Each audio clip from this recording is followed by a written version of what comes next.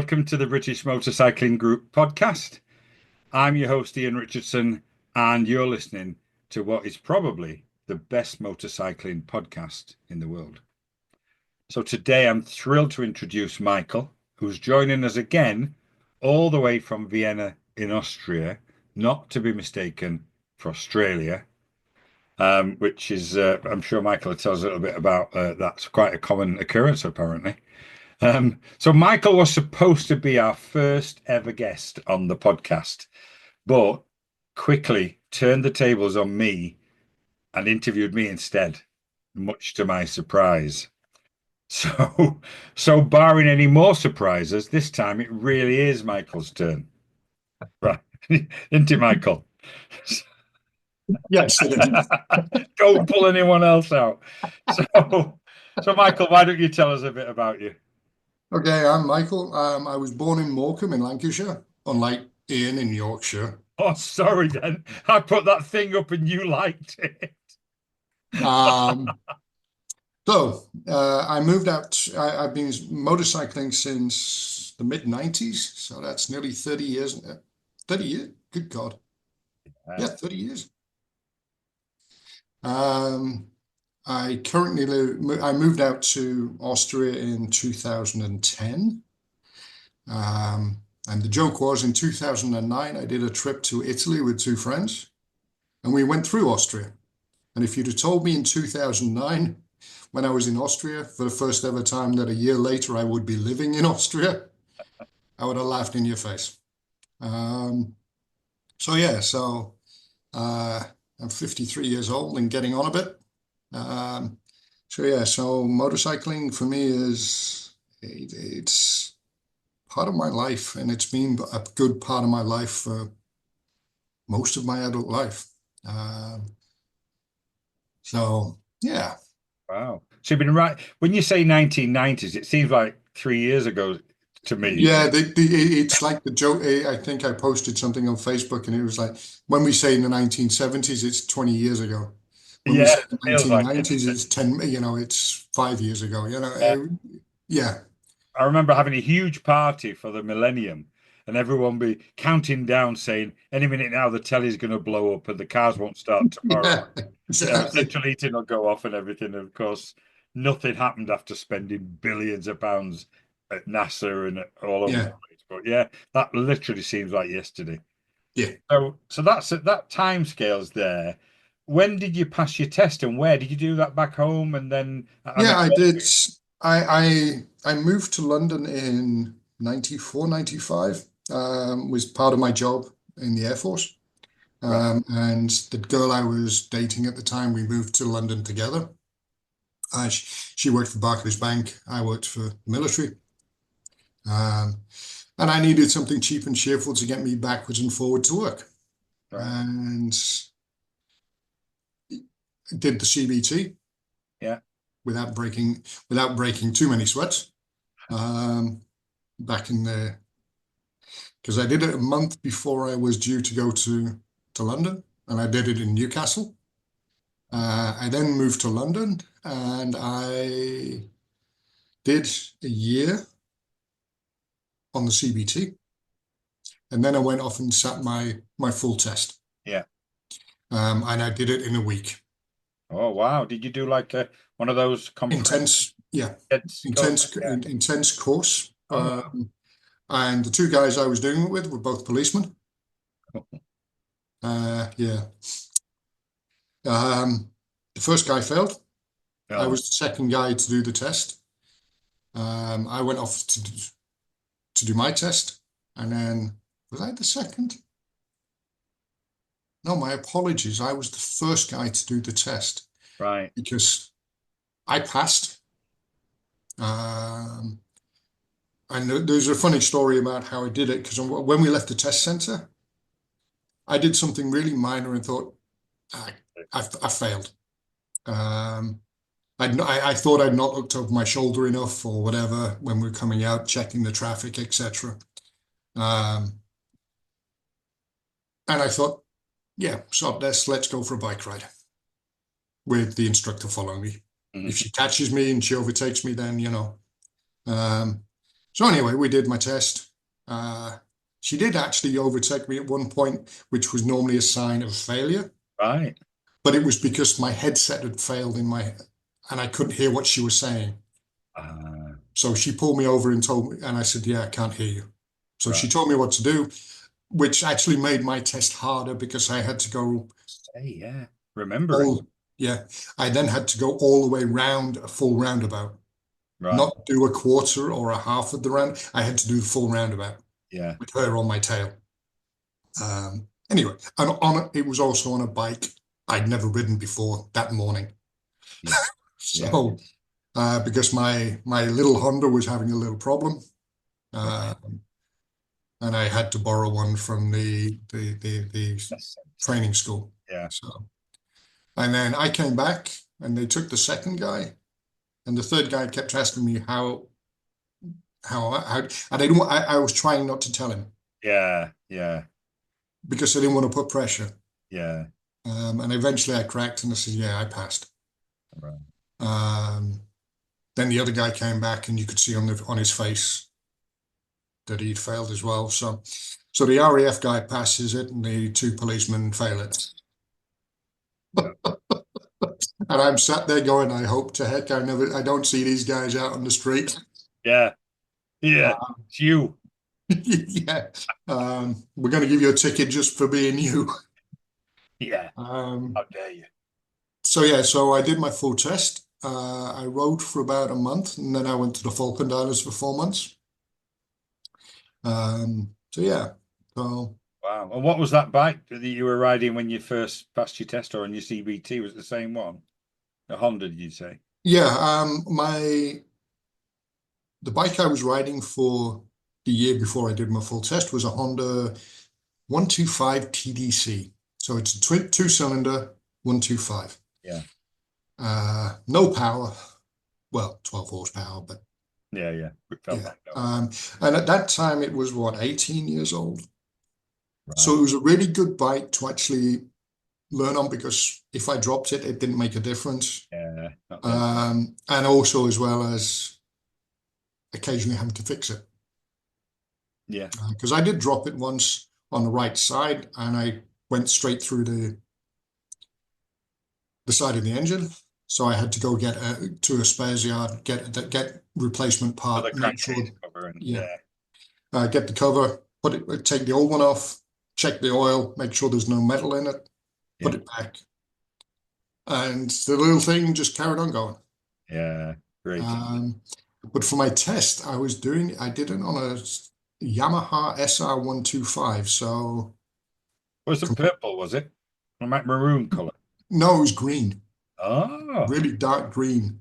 Oh, my son had a purple SR125 Hmm. with like gold hand painted on the tank. It was really Yeah, quite this nice. also had gold on the tank, Did it?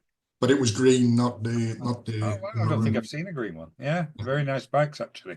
Uh, for me, it was a little bit uncomfortable, but that's Uh, because the TDC was a bit more, the bars were a bit higher up on the SR and yeah. the bars were a bit lower on the TDC. Yeah. Yeah. I remember my son having that 125, and when we sold it, the guy came from York, which is about 40 miles away, and he said, "If I like it, what I'm going to do, I'll give you a deposit, and I'll come back with a van." And I said, "Well, it's taxed, it's tested. If you can get insurance, even if it's for a day, you can ride it." So it was a long way to ride a 125 that I've just bought. And I said, I tell you what, I was so confident with that bike, it never ever gave us a moment's trouble. You ride it home, and if you break down, I'll come and pick you up and pick you both up. That's how confident I am. So he said, right, okay, sure. I said, yeah. I said, I mean it as well. Well, I was like that all the way. Please don't ring me, you know. And when the phone went about 10 to 10 at night, I thought, no. And he said, just to let you know I'm back. I got home fine. I said, oh, thank God. Yeah. Yeah, yeah, nice bikes. But I know what you mean. Very low down, sort of cruiser-esque style. Yeah, and it's for me, it's a case of I'm 6 foot and on one of those, I'm a bit gangly, shall we say. Yeah, yeah. So Wow. And when you went to the Falklands, Yeah. And then what about when you came back? Did you carry on Well, your biking life? yeah, I carried on because basically just before I went to the Falklands, I bought a GSF 600, Yeah. old teapot Yeah. Yeah. in bright red. Um, it was, I had that for a year. Um, and then I moved across to the first of my many ZX6Rs. Uh, Um, because basically I liked it, but me and my girlfriend had broken up, were breaking up. She was going off to work in America. I was staying here in the UK, and I was moving back onto base. right. And I wanted something with a little bit more fire in it. Yeah. Um, I was what, 26 at the 27 at the time, and it's, how do I put it? Yeah, I know. Yeah. Uh, and my job was coming in, so yeah, and it was a case of I'd had the GSXF for a year. I'd ridden it to Scotland, all the way from London to Aberdeen in a day. Wow, that's a decent run. Uh, I was fortunate my friend was going up there as well as in his car, so I Right. could just I put all my stuff into Ah, great. my bag into his car. Yeah. Um, and then on the way back, yeah, That, um, that's a right adventure. I mean, if you're going to be riding within the UK, then you're not going to get much further than that unless you go from Cornwall up there, are you? So, no, I think going from Cornwall would have been slightly easier, to be honest, because coming out of London, you've got the M25, because and then the M4, M6. yes. Um, Don't tell me about it. I do it all the time. I do it yeah, once a week almost, and horrific memories of just being stood. Sometimes, I always laugh when in the summer everyone gets out of the car. It stood that long. They yeah, just get out the car, start kicking a football around the young kids, and it's like, is it really that bad? Just needs one accident and it's standstill. yeah. And I always remember because I did that trip a couple of times, not as far as Aberdeen, but up to Glasgow because my girlfriend, she was Glaswegian. Right. So we'd go up to see a family or to a wedding or whatever. I'd take the bike because on the way back, I'd go and see my dad in Bradford. Um, so she would drive up or she would fly, and I'd take the bike with a rucksack with everything I needed. It's nice that your dad got out of Lancashire then and came to Yorkshire. That's a Well, he good. moved to Lancashire first, and he was a Yorkshireman. Oh, so you were an accidental Lancashire Lancastrian, really? So Well, Yorkshireman in Yorkshire moves to Lancashire, you're yeah, born, then moves back. yeah, after 12 years. Yeah, but still, you're an accidental, like you're really a Yorkshireman. No, I'm not. Be like me calling you for what a Lincolnian or something, wouldn't it? Dear. But yeah, so yeah, me and my dad do have an occasional thing about Lancashire, Yorkshire, but you know, um, so no, so yeah, my dad and my mother were both from Yorkshire. Yeah, My brother and my sister and me were all born in Morecambe, so yeah. I am sorry. But yeah, the one thing I always used to remember going up to Glasgow, because normally I would do it after I'd finish work, and I'd finish at about 6 o'clock um, in the evening, and then it would be I'd get when you get past Lancaster, and then it gets really dark on the M6 as you're going up towards Carlisle. There Yeah, is nothing anywhere. And I remember I did one trip, and there was this girl. She was on a VFR 400. yeah, yeah, Lovely little bike.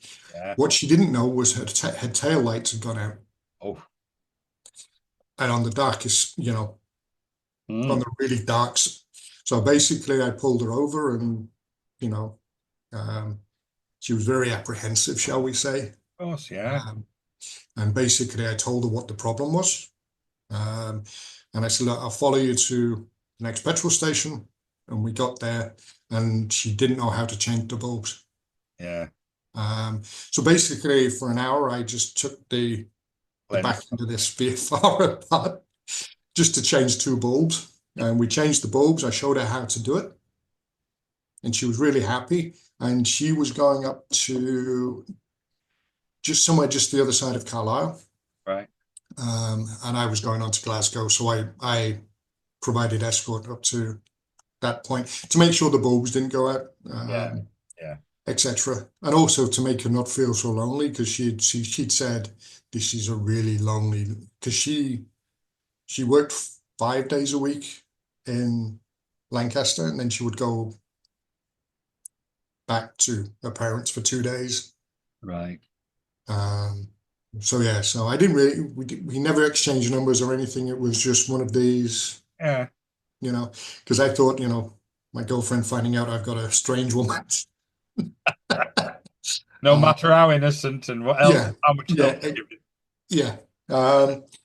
But yeah, that dark stretch, and you can look out at one point, and all you can see about 15-20 miles from the M6 is there is a farmhouse out there, Right. and you're just looking at the lights, and that's it. There's nothing else. Um, and when you're doing it at 10 o'clock at night, when all the traffic's gone, Yeah. apart from the odd truck, Yeah. it's really weird out there. Yeah. I can imagine. Yeah.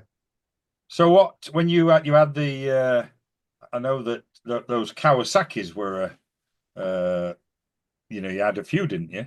Those. I'm a Kawasaki fanatic, I will quite happily say. Yes, I With the was. ZX, with the ZX6R, Yeah. I've had three.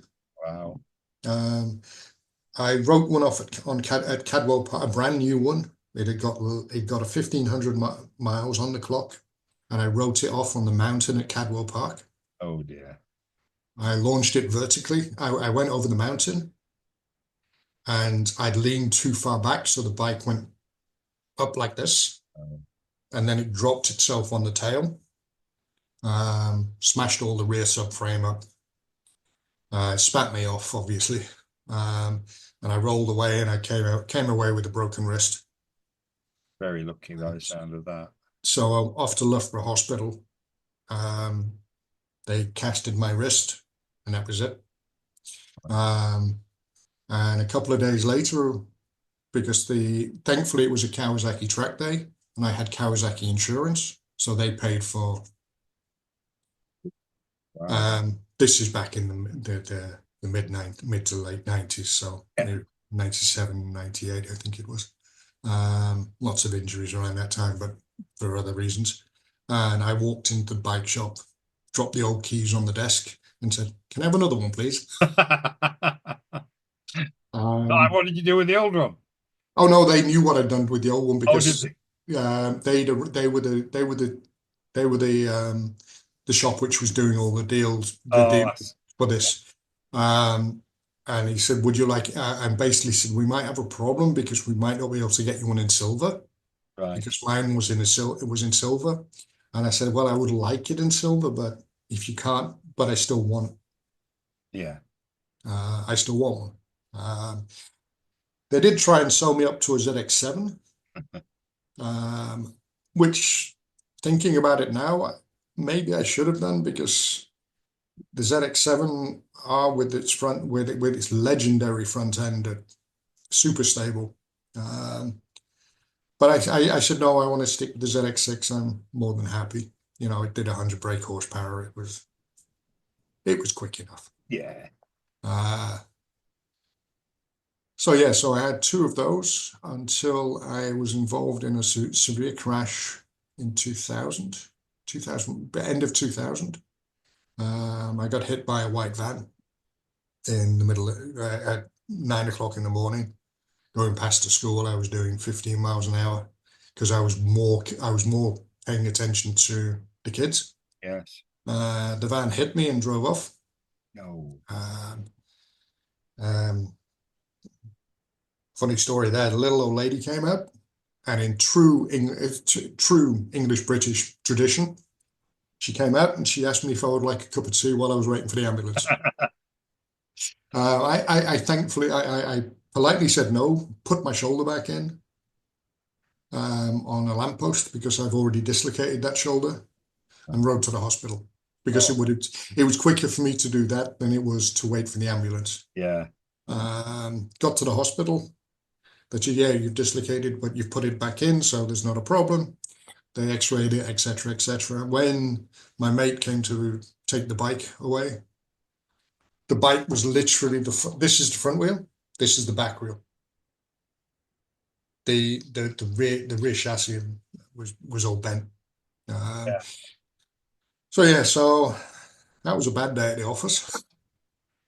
Um, and basically that, yeah, outside of the shoulder, I re-ruptured my right knee and broke a few ribs. And it was 15 miles an hour. And the thing is, I would have been okay if I hadn't have hit the lamppost. Well, they often say it's the furniture you hit, don't they? It's that Yeah, sudden stoppage, which yeah, is why people tend not to get killed on track racing as much as they do yeah. anywhere else. Because it was a case of on the track, it was a case of I didn't hit anything and I was doing around 90 miles an hour Yeah, and still accelerating and broken wrist because my arm flailed out. yeah, yeah. And yeah, so Gosh. so then I moved back north from London because I needed some time to recover from that. It was a And it's better up north. well, less said about London, the better, shall we say. Sorry to all the London folks, but no matter Sorry, what you say, London, we love it really. Just no, don't. we don't. Um, but no, I moved back with my to my parents. My Air Force career had just ended as well as, so it was um, it made sense. Yeah, So I lived up north for the next 8 years. Yep. Uh, didn't ride for about 5, 6 years. And then a friend of mine was clearing out his garage and he'd got an old GPZ 500S, oh yeah, but it was in immaculate condition. It started on the button the moment we got there. So he needs to charge the battery because apparently he bought it for his wife right, and his wife didn't like it. right, Um, or she didn't like motorcycling. right. I can't remember the details now. And then so I went, tried it out. I thought, yep, this is a great way to get back in. Didn't cost me that much money. Uh, and it was just great. It really was. Uh, I don't care what anybody says about, you've got to have the latest, most powerful thing on the planet. No. What you need is you need a bike, which when you get on it, makes you smile. Mm. And I will admit, every morning I got to go to work on it. And on a Friday evening, I'd leave work, go for fish and chips, and I would be working in Pudsey, which is just between Leeds and Bradford. Yeah, And I would go to Scarborough, which is 60 some miles away. For you European types, 100 kilometers, for fish and chips, just because I could.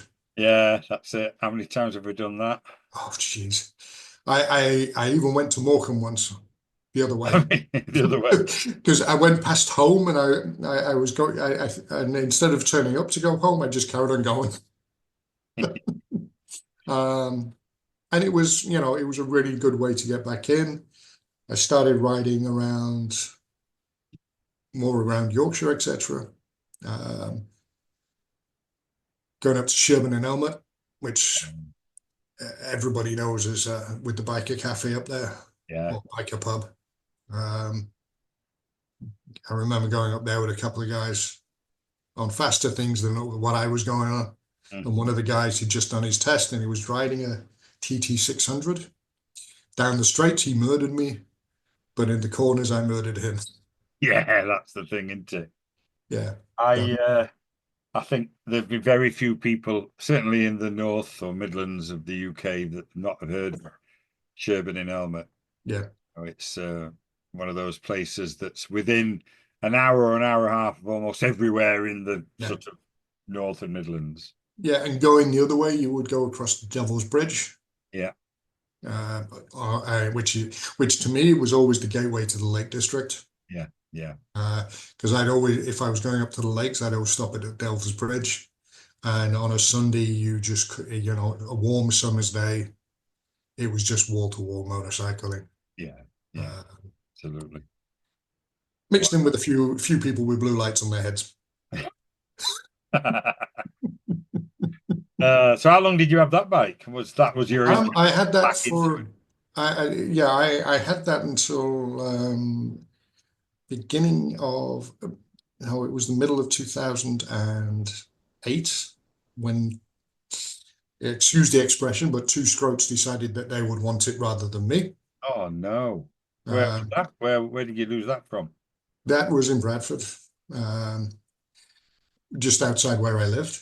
Right. Um, I phoned the police and I found the bike before the police even turned up. Really? Yeah, because the funny thing is what the two reprobates didn't know is the fact that I had emptied the petrol tank the night before Right. because I was about to work on the car. I was going to clean the carbs the next day. Oh. So they're So gonna they, gonna get a float bowl full. well, even the flow bowl, I'd even emptied that because I'd let the engine run dry. Right. So that when I went to it first thing in the morning, it Yeah, would you be a don't have cold to mess. engine. Yeah, it'll evaporated and Yeah. And basically what they'd done was they'd taken the bike, broken the steering lock, and freewheeled it down the street, and then tried to start it, and obviously it wouldn't start. yeah. Oh, Um, but after that, I was really uncomfortable riding it because yeah, yeah. yeah, and I went off and I bought a ZZR 400, um, which promptly blew up in the winter of 2009 in the January, due to me riding it in the snow. Simple as that. Is It blew a cylinder. So that because of the wheels spinning and the revs so high or frozen or what? uh, it was basically, it was just so cold Yeah. because I didn't Wow. realize how cold it really was when I went. If I had have known, I would have just taken the train, which was, my other option going to work. Um, but one of these things. Yeah, Uh, yeah. and then, but by this point, I'd already arranged with two friends that in 2009 we would go ride to Italy. Right. Um, and to be honest, I was doing it on a bit of a shoestring budget. Uh-huh. Thankfully, I knew a guy who had a scrappers, motorcycle scrap. Yeah. And he knew somebody who had a ZZR 600. There was one small problem with it. It was all in tea chests. Oh no. We've all bought them. Well, I No, have. no, the guy had the idea was that the guy he was going to strip it and Right. then spend a year rebuilding it. Oh, I see. But unfortunately, he got arthritis in his right hand Right. and he couldn't do anything with the bike anymore. So he sold it to me for very little money. Yeah. The only issue was I had to rebuild the thing. Yeah. Um, And did you have much mechanical knowledge at that point or I can take it. I did some work on the little CV. yeah, The ZX6s I generally didn't do any work on. Well, the first one I definitely didn't do any work on, but the second one I did a little bit of work on. Um, yep, sorry, the dog's back in. yeah. But no, I bought the Haynes manual. Right. Thankfully, my friend who ran the scrappers gave me free access every Saturday morning. All his tools, everything. Yeah, yeah. On the flip side, he basically asked if I would do work for him, Yeah. um, which I was Yeah, quite well, comfortable. that's fair, isn't it? And so basically, for the next 8 months, with assistance from the two guys in the scrappers, uh, basically they helped me put it back together. uh, and get it to the point of running. I Right. was supposed to go to Knock Hill for a bridge superbike round. I missed that because the bike wasn't built, the bike wasn't ready. Right. And then 2 weeks before the trip, I took it to get its MOT. And the guy who was doing the MOT came out at one point and he said, "Will you stop walking up and down outside here because you're going to wear a hole in the floor?" It's like Like what, an expectant father. yeah. And basically, when they finished, because I think the MOT test takes 40 minutes, they did the full Yeah. 40 minutes. And he came out and gave me two advisories. Wow. And the two advisories was the front tire and the rear tire. I thought you were going to say, put it in a trailer, take it home and scrap it. That's my two Yeah. advice. Yeah, take it to Beachy Head and give it a load up to Beachy Head. But no, those were the only advisories. And that was 2 weeks before we were about to go to Italy. Right. The only thing I'd done wrong, which we found out in Calais, was I put semi-synthetic oil in when I should have just put full mineral oil in Right. because the engine was 20 years old at this point. Yeah. So yeah, Running a bit hot as a result of that. no, it was just leaking oil. Oh, I see. So basically, I then we got to Calais and then got some. I could only get some mineral oil, so I put that in it, 1040 weight mineral oil, Yeah. and I put an extra can on the back of the bike, and I never used a drop out of that can. Oh, really? Yeah, the bike once the mineral oil, it was perfectly fine. Yeah. That includes all the way up to its top speed on the Autobahn in Germany, Wow. which was 140 miles an hour because it was the non-ram aired version. It was the ZZR 600D. So I'll tell you what, from what could be a relatively ordinary but exciting journey to even go into Europe on a bike, let's be honest. I'm sure that there will be people listening to this podcast watching it that have never been out of the country, or yeah, certainly out of the UK, maybe.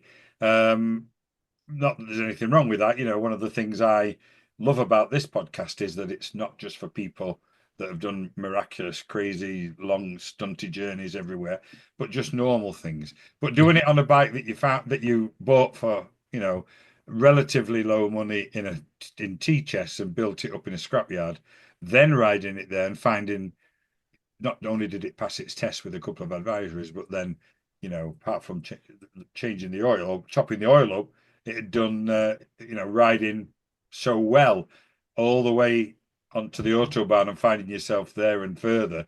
I think yeah. it's really good. I think it's amazing. Because we did Leeds to just about, I think it would be about an hour north of Napoli.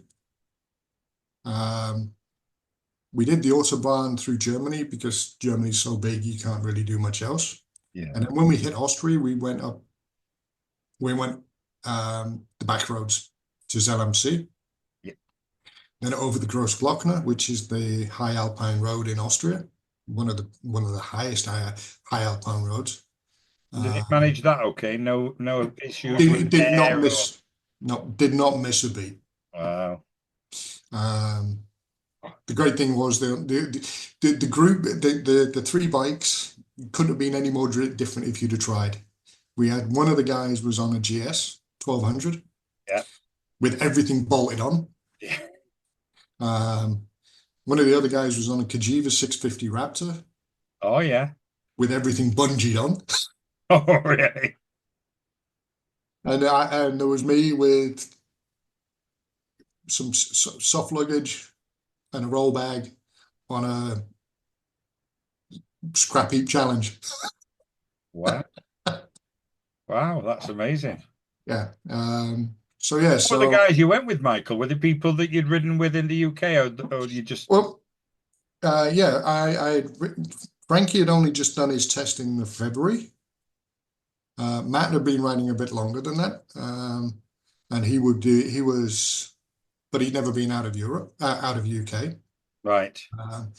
So Frankie was 6, 7 months just after his test. Right. Um, I was obviously I've been riding 20 years at this point, 15 years at this point. Yeah. Um, and I'd ridden in Europe before because I'd been down to Nice. Uh, Because when I was in the Air Force, I was stationed at RAF Uxbridge. right. And one evening, one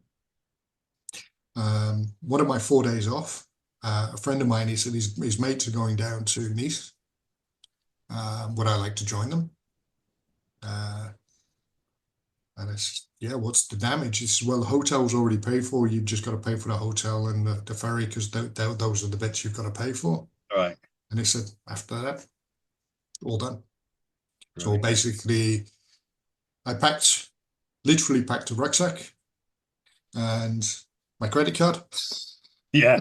That's what I always say. All you Yeah, need, passport and credit card. If you've got those things, yeah. everything else can come, can't it? You can either buy it Uh, or, you know, because always under the back seat of one of my bikes, there is always duct tape and right. cable ties and a small tin of WD-4 Yeah. and a small tin of W40. That's all you. So yeah, so we did so I did the night shift the night before, Yeah. because I did a swap with the friend who had told me about this, and I did the night shift and he did my night shift. So I got the night shift off so I could get a good night's sleep before doing this.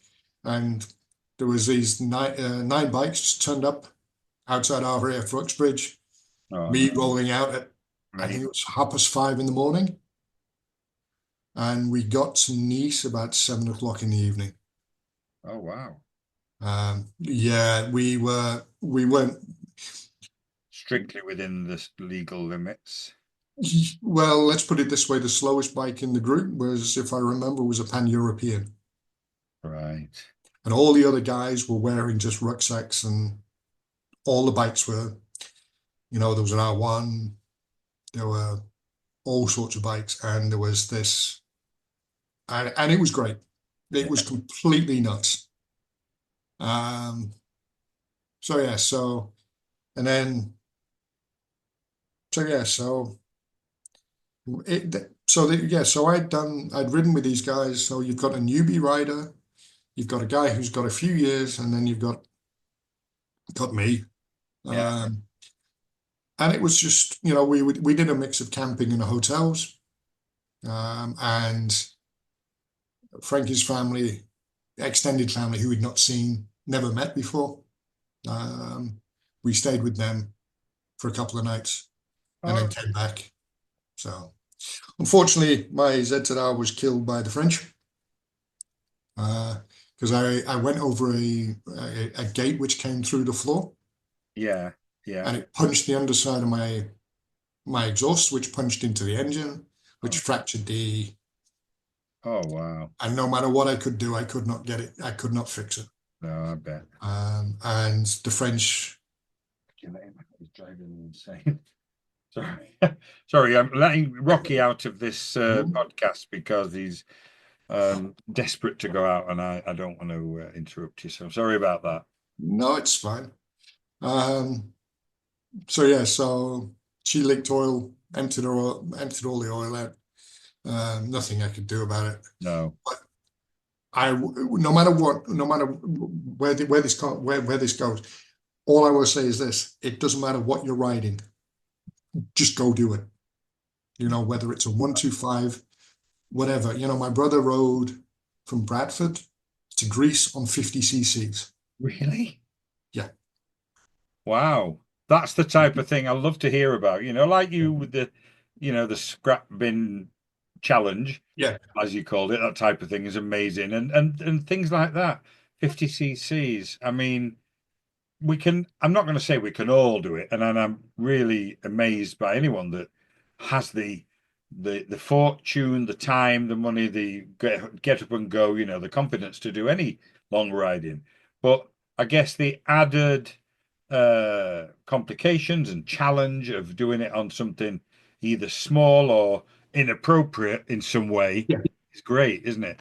Yeah, it is. And it's a case of, because, a week after I'd moved to London, going back to giving you something else, my girlfriend, she'd gone back to Scotland for a weekend to bring some more, bring her car down, etc. And so I had a weekend of nothing to do. Yeah. So I finished work on the Friday at 3, typical Air Force things, and got home. It was August. It was a warm, sultry evening. And I thought, right, let's go find out what I can, what this bike can do. So I ended up riding from Ealing to Brighton without touching a motorway. And with no GPS because we didn't have it back then. Oh. Um, and Where I did you rode ride from? Sorry, where did you set off from? Ealing in London. Yeah, yeah, yeah. So literally, for those who don't know, yeah, it's about 30 minutes from Twickenham Rugby Ground where we were living. Yeah. Um, so yeah, so it was just one of these evenings where, and I ended up in Brighton, and I thought, yeah, fine. Let's just ride Um, out. and it was a case of, that was my first ride out without actually having anybody with me. Yeah, yeah, Okay, I'd ridden the bike to my work and back, but yeah. that was it. Um, and then 3 months later, I rode it to Bradford, Oh, really? just before Christmas. Um, so it was what from where my dad lives to London, it was 225 miles, give or take. On this little 125 up the A1, I did the A10, the A1, froze the royal mayonnaise off. I can only imagine. Yeah, just before Uh, Christmas. I mean, there's a lot of people's bikes are covered in a blanket in the garage by then, aren't they? yeah. Um, and it took me literally all day to do it because I kept getting lost and I didn't. But the funny thing is, no matter how cold it was, everything, I didn't care because I was just having so much fun. Yeah. Because for those who don't know, in the UK, you can ride a learner bike, but you cannot ride on the motorway. Yes. And the A1M links London to the A1, and I couldn't use that, so I had to go all the roundabouts to get to, and I've got Christmas presents on the bike. At one time, you could do the A1, but so much of it's A1M now as well. Yeah, It's yeah, up to A regulations. yeah. Because I looked on the map and I think it was about 100. I could do 140 miles on the A1, and the Yeah. rest of it was A1M. And the bits where I really wanted it was A1M. Yeah, yeah, exactly. Um, so yeah, which it always brings me to another point where I was riding my ZX6 at this point, and my father's partner, she had had a brain aneurysm, um, and basically I'd got a phone call at 7 o'clock in the evening. Hmm. And it's a bit like Clarkson when he says about the Porsche 944 Turbo, why it holds a special place. The Mm. same for the ZX6 for me, is because basically I was still living in London at this point at RAF Uxbridge, Hmm. and it was 221 miles door to door. I found out at 7 o'clock. The bike was already fully fueled because I was going to go for a ride out with some friends. And basically, I did it in an hour and a half. Wow. Um, all on private roads, obviously. Obviously, yeah. It's lucky that those run alongside the motorway, isn't it? Yeah, it is. Because yeah, I didn't stop. And yeah, my dad had just got back my dad was literally walking down his drive the moment I turned up. And he was like, "What are you doing here?" I said, "Well, your partner's, she's just had Yeah, and it's a case of, the hospital's taking care of her. yeah, So who's taking care of you?" yeah. Uh, and that to me is, it's so yeah. And the funny part was on the way back, I just got a new mobile phone, which I didn't know had got a vibrate function. Right. So I'm coming down the M1, um, and the phone starts ringing, and I'm sat there, what the hell? And I think it's the bike, but Oh, it's not. It's the phone. It's the phone vibrating in my pocket. So yeah. I pull Wheel over. bearing's gone. Yeah, which it was. It was a new bike. Yeah. So I pulled over, and I was looking down at the bike and the plastics and everything, and then I felt the phone ring in my pocket. That's brilliant. Yeah, stupid idiot. That's a classic, isn't it? Yeah, Oh dear. and it's always been a case of sometimes when you're riding, there's always something which just makes you laugh, Yeah, yeah, it's true. or something you just, huh? Yeah, So yeah, yeah, but yeah, so the ZX6 RF3, um, so the early ZX6Rs, they're 95, 97. So mine was a 97. Those ones have always that they've got a special place in my heart yeah, yeah, because of that.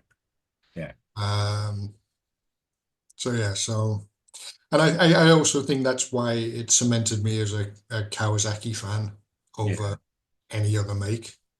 yeah. Um, so yeah, That's nice. It's good that it's interesting to hear stories because I think with bikers, not all, but a lot, you have not just a preference. It's probably a bit more than that when you have a type of a bike, a manufacturer that, yeah, and I know it's in the US it's much easier because there's so few manufacturers that it's most people, if you're into a Harleys, then and you like cruiser style bikes, it's seen as anything else is inferior. And I know that's not the case, but that's how, that's what they've been taught.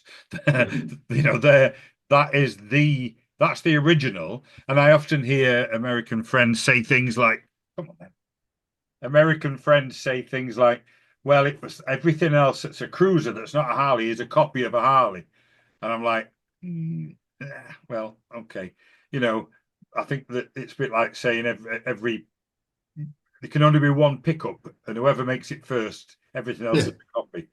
But the yeah, reality is, for me, when you have an experience on a bike, whether it's your first experience or whether it's something like that notable, then it can cement you to a manufacturer.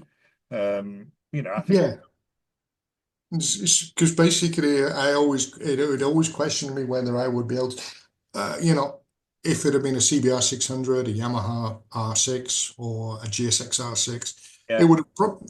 But for me, it was a case of it was the bike for 220 miles. Literally, just did everything I asked and more. yeah, Um, yeah, there will be people out there who will be aghast at the speed I was going because it was three figures all the way. yeah. Um, Apart from when I stopped for petrol. Um, but yeah, but when you're in that situation, your brain just Yeah. yeah, it just stops thinking for a minute. Oh, yeah. Yeah. No, I do understand that. Yeah. Yeah, I mean, a friend of mine, his son was involved in an accident at a concert, at a gig, and the barrier collapsed, and he was injured, and he received a phone call from the ambulance lady, ambulance technician, saying we're taking them to Sheffield Children's Hospital. yeah, My advice is you need to be there because he stopped breathing.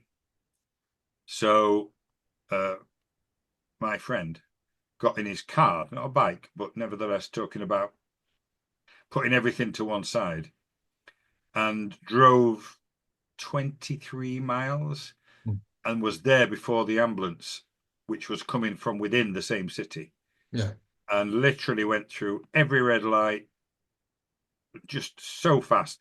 mhm, And my friend expected to get so many tickets through the red lights and through the speed cameras on the motorway, and for whatever reason, didn't get any.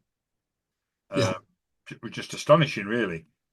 But the priority was in your mind, I'm going to get there no matter what, Yeah. because this is so incredibly important. And if I get banned from driving, I'll deal with that when I have to. Yeah. It was definitely a case of I jumped on the bike. I packed literally what I threw in the bag for 5 minutes, Yeah. rucksack on Mm. and gone. Um, It's interesting, isn't it? How your normal, you know, responsible, yeah, ish. yeah, just thinks, yeah, Yeah, everything goes out the window for your family. So of course it does. Yeah, I've got to be there, and yeah. it's very interesting. Yeah. So when was that? When did you realize that it's always going to be a Kawasaki? Maybe something else as well as, but when was it? Well, This. it was that trip, that that that race, because basically it was, brain aneurysm, for those who don't know, it's life and death. Yeah. Um, my dad's never been so fast in an ambulance, because they went from Bradford to Leeds Hospital, Yeah. and they were going around the M25. No, sorry, not the M25, the M62. Yeah. And they were doing 140 miles an hour in an ambulance with everything flashing. Wow. Um, for me, it was a case of, yeah, I going going away from that story. The reason why I ended up buying it. Okay, I'd ridden a Honda CB. I'd ridden a Honda which was 18 years old when I got it, and it was just reliable. So I took one out for a test ride, a CBR 600F, Uh-huh. which was the direct competitor to the ZX6. Yeah, that's right. Um, and it just didn't feel there was it Some, was missing something. yes. Um, the Suzuki dealership wouldn't let me test ride a GSX-R 600 because at that point they were brand new. They were just coming out. Right. And then I tried the YZF 600, the Thundercat. Yeah. Yeah. That was but it just felt like a bigger version of the GSX-F, what I've been Yes. riding. Yeah. Um, so I was given I went at the store where I went to in Harlow in London. Was it Harlow? Possibly. Anyway, um, I basically went in. I'd just come from a night shift. Right. Um, and basically, so I wasn't really fully functioning. Yeah. Yeah. Um, and he said, okay, just make sure you've got it back to it. So this was 9 o'clock in the morning, 9:30. Um, and he said, basically make sure you bring it back to us by 1 o'clock. So I took it for a spin. My friend who was he was riding around on a Bandit. He came with me. Or correction, I met him at Box Hill. Yeah. We both test rode the ZX6. Um, I rode his Bandit, and yeah, not my favorite bike. I know. Don't get me wrong. I think it's a great bike. It's just I just don't get on with it. Right. Um, Got back in the six, and the way you sit on a ZX6 compared to the others, it's like you're strapping it on. Right. But you've got to realize this is 20, 30 years ago, um, before all super lightweight bikes, etc. The ZX6 was one of the lightest Yeah. 600s. And it fit. Yeah. Um,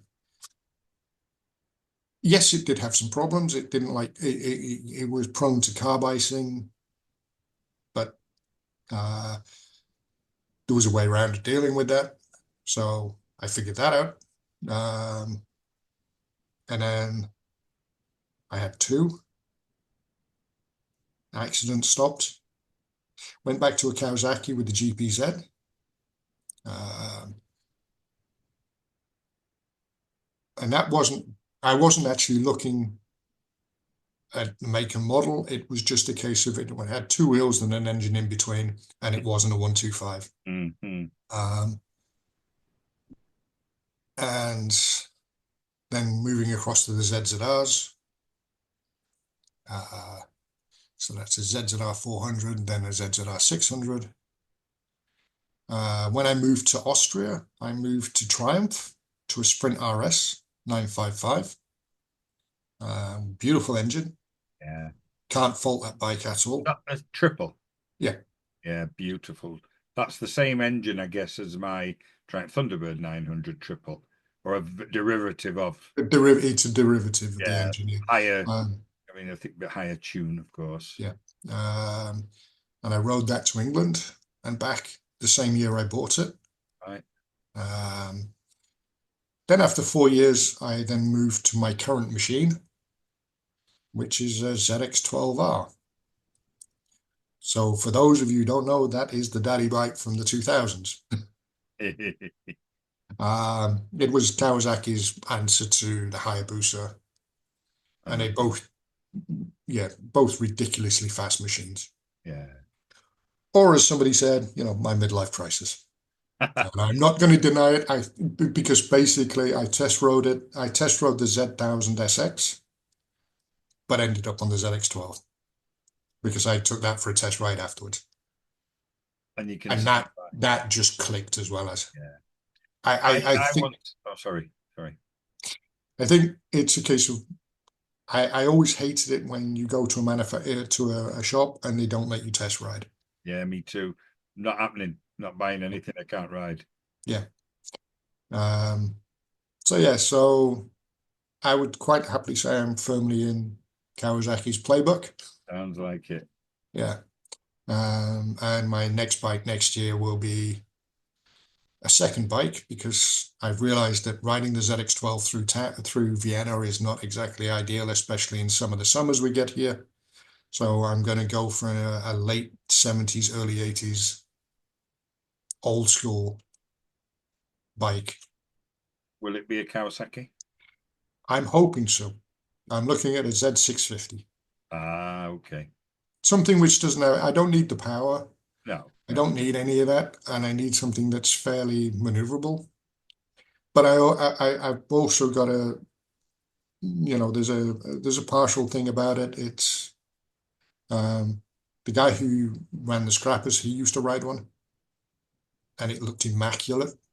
Yeah. So, and I quite like the look of it. So It's interesting because my two bikes I've got now that I ride are the Triumph Thunderbird 900, it's about 75 brake horsepower, and the BMW F700 GS, which is I think about 86 brake horsepower, yeah, 90, something like that. And I always feel that that's plenty for me, for anything I want to do.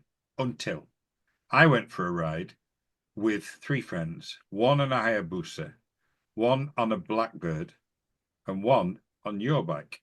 yeah. And we were tootling along, and they were humoring me because we were just riding. And then there's a bit of open road, and we'd said we're not going to go speeding because obviously your three bikes are considerably faster than mine. So, it's not going to be much fun if you're just going to play that game. Oh, as if we'd do that. Don't be stupid. So we got onto this bit of and it had been a 50-mile-an-hour limit. Those speed cameras, that set distances for The average speed camera. horrible Yeah. for a long time. And then we saw the white sign with the black line through it, national speed limit, a few hundred meters ahead. So we all accelerated, but they accelerated to the point where I thought I were going backwards. Yeah, I must admit I've come back to the UK on the ZX12, and she does like the German Autobahn Oh, I bet. on the unlimited section. Because the last time I did it, I was going up and I saw the grey and blue of the German police. And I went, oh crap, as you would. Yeah. Because especially when I looked down on my speedo and saw I was doing 260 kph. The right side of my brain doing all the calculations of, yeah, he can only do 155 miles an hour and yada, yada, yada. By the time I got to him, the left side of my brain kicked in and went, you're an idiot. It's the unlimited section of the Autobahn. He doesn't care, providing the weather's good, which it Yeah, is. it's yeah, There's not not, wet. yeah, there's not crazy traffic. There was no traffic. There was me and him. He was the traffic, and Yeah, I was in the outside lane, and yeah, fine.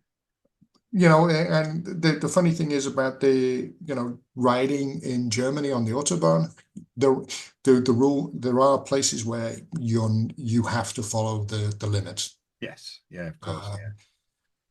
but yeah, so basically the 12 is great for doing distance, especially if you want a sports bike which has got a bit of space on it, and Yeah, I put a bit of weight on, um, but it's still great playing in the mountains.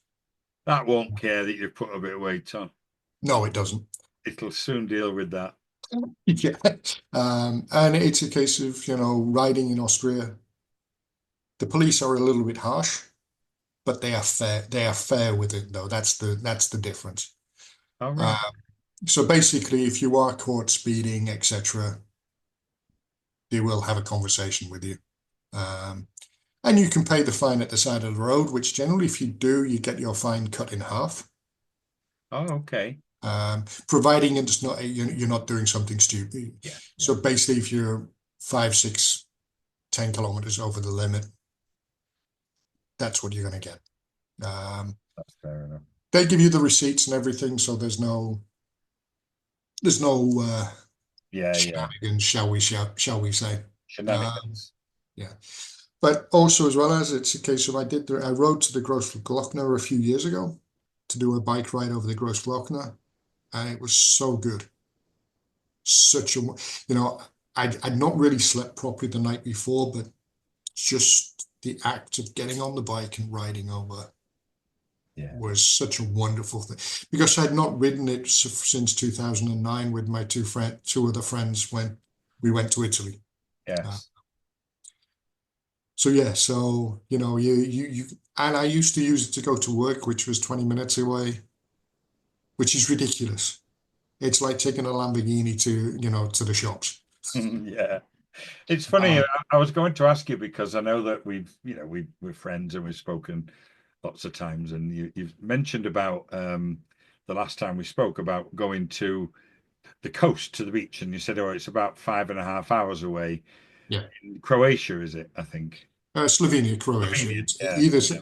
yeah, I can hit Italy, the Adriatic coast in 5 hours, five and a Now, half is hours. that 5 hours 1200 speed, or is that normal? Could it possible on any Yeah, bike? yeah, anyone can do it. It's a case of you just got to make sure your butt's ready for it. Yeah. Because the biggest problem with the 12 is she loves drink. She's Uh, excuse the expression, she's like an Irishman being shown Guinness. She other, likes to other she likes to nationalities drink. as well, guys. So it's Yeah. not. But no, I can do it on a Friday afternoon. I can finish work at 3 o'clock on a Friday afternoon. I can be in Croatia by 8 Oh p.m. wow. Um, that's 8, yeah. Um, Wow. so yeah, and I've done it on. I did it on my Triumph, my second year here. Um, my second year here, and so yeah, so it's all still.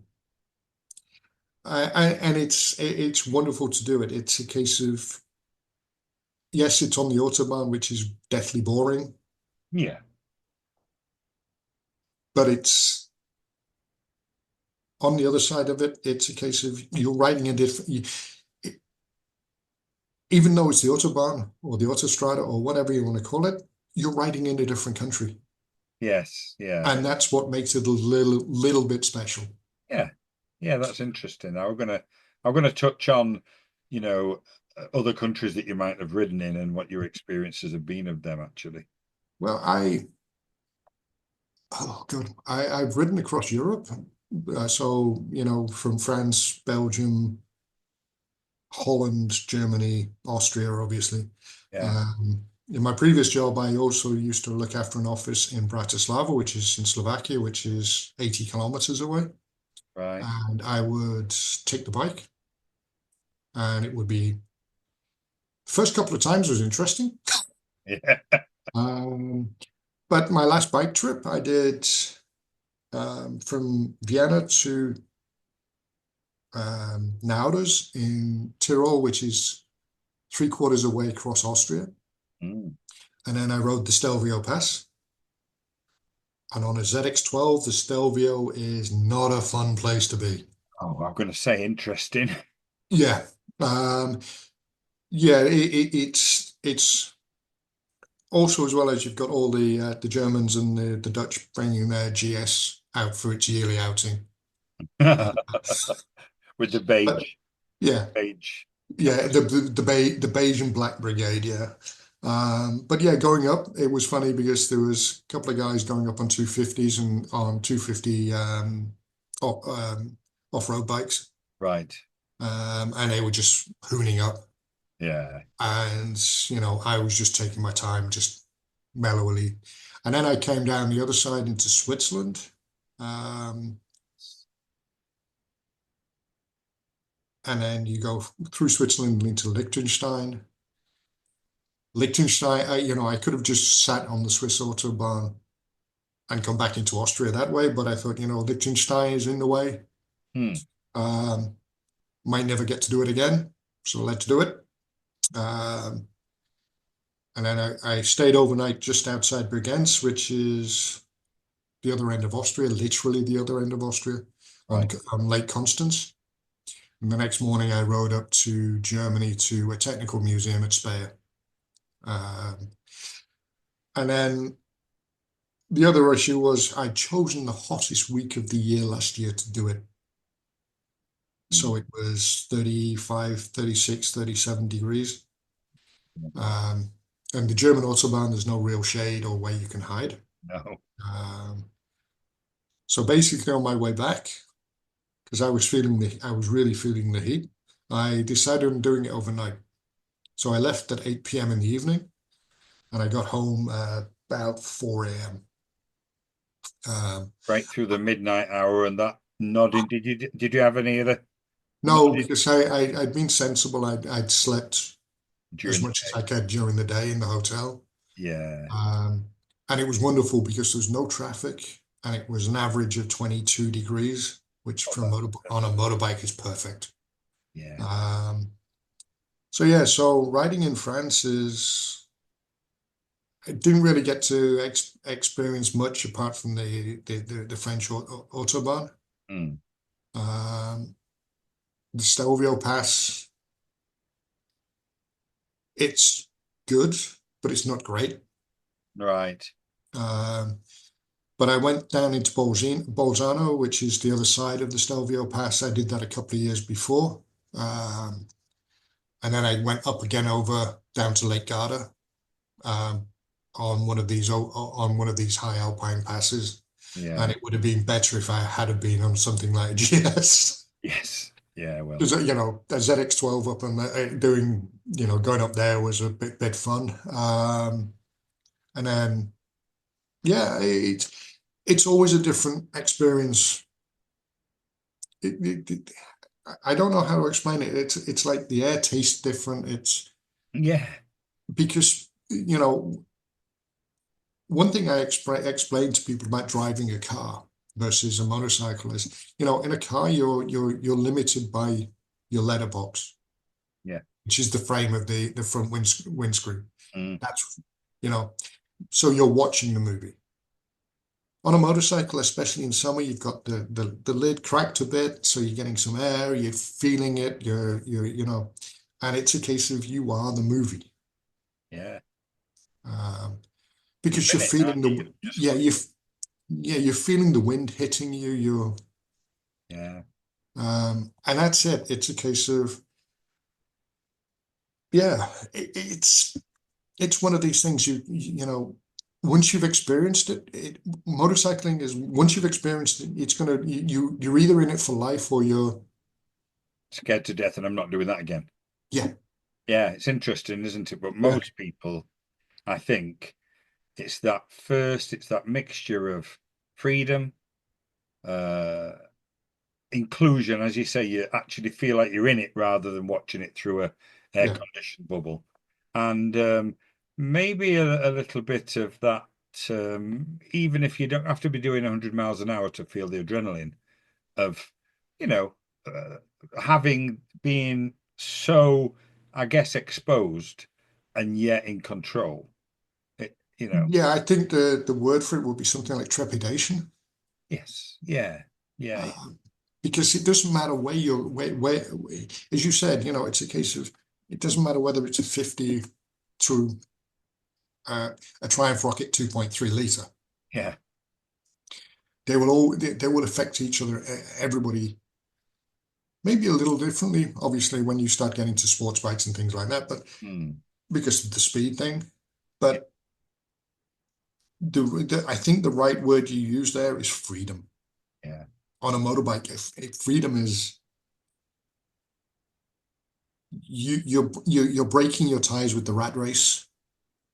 You're filtering through the traffic, you're getting to the front of the queue, you're you're breaking you are breaking free. It's something inside which is yeah. I'm smiling away, Michael, because one of the things I do a lot when I'm riding is sing, and I think from what I've heard, lots of people do that. Um, you know, yeah, it's the only place I can sing without breaking windows. upsetting people. I I Yeah. always joke that my singing voice is terrible. And it's so bad that the last time I sang in public was at Twickenham Rugby Ground, surrounded by 5,000 Welshmen, just to drown me out. I mean, It's I'm very modest about my singing, but I have got a wonderful singing voice. in your helmet, yeah. Yeah, and I honestly, I will sometimes. I don't always wear comms. Sometimes I do.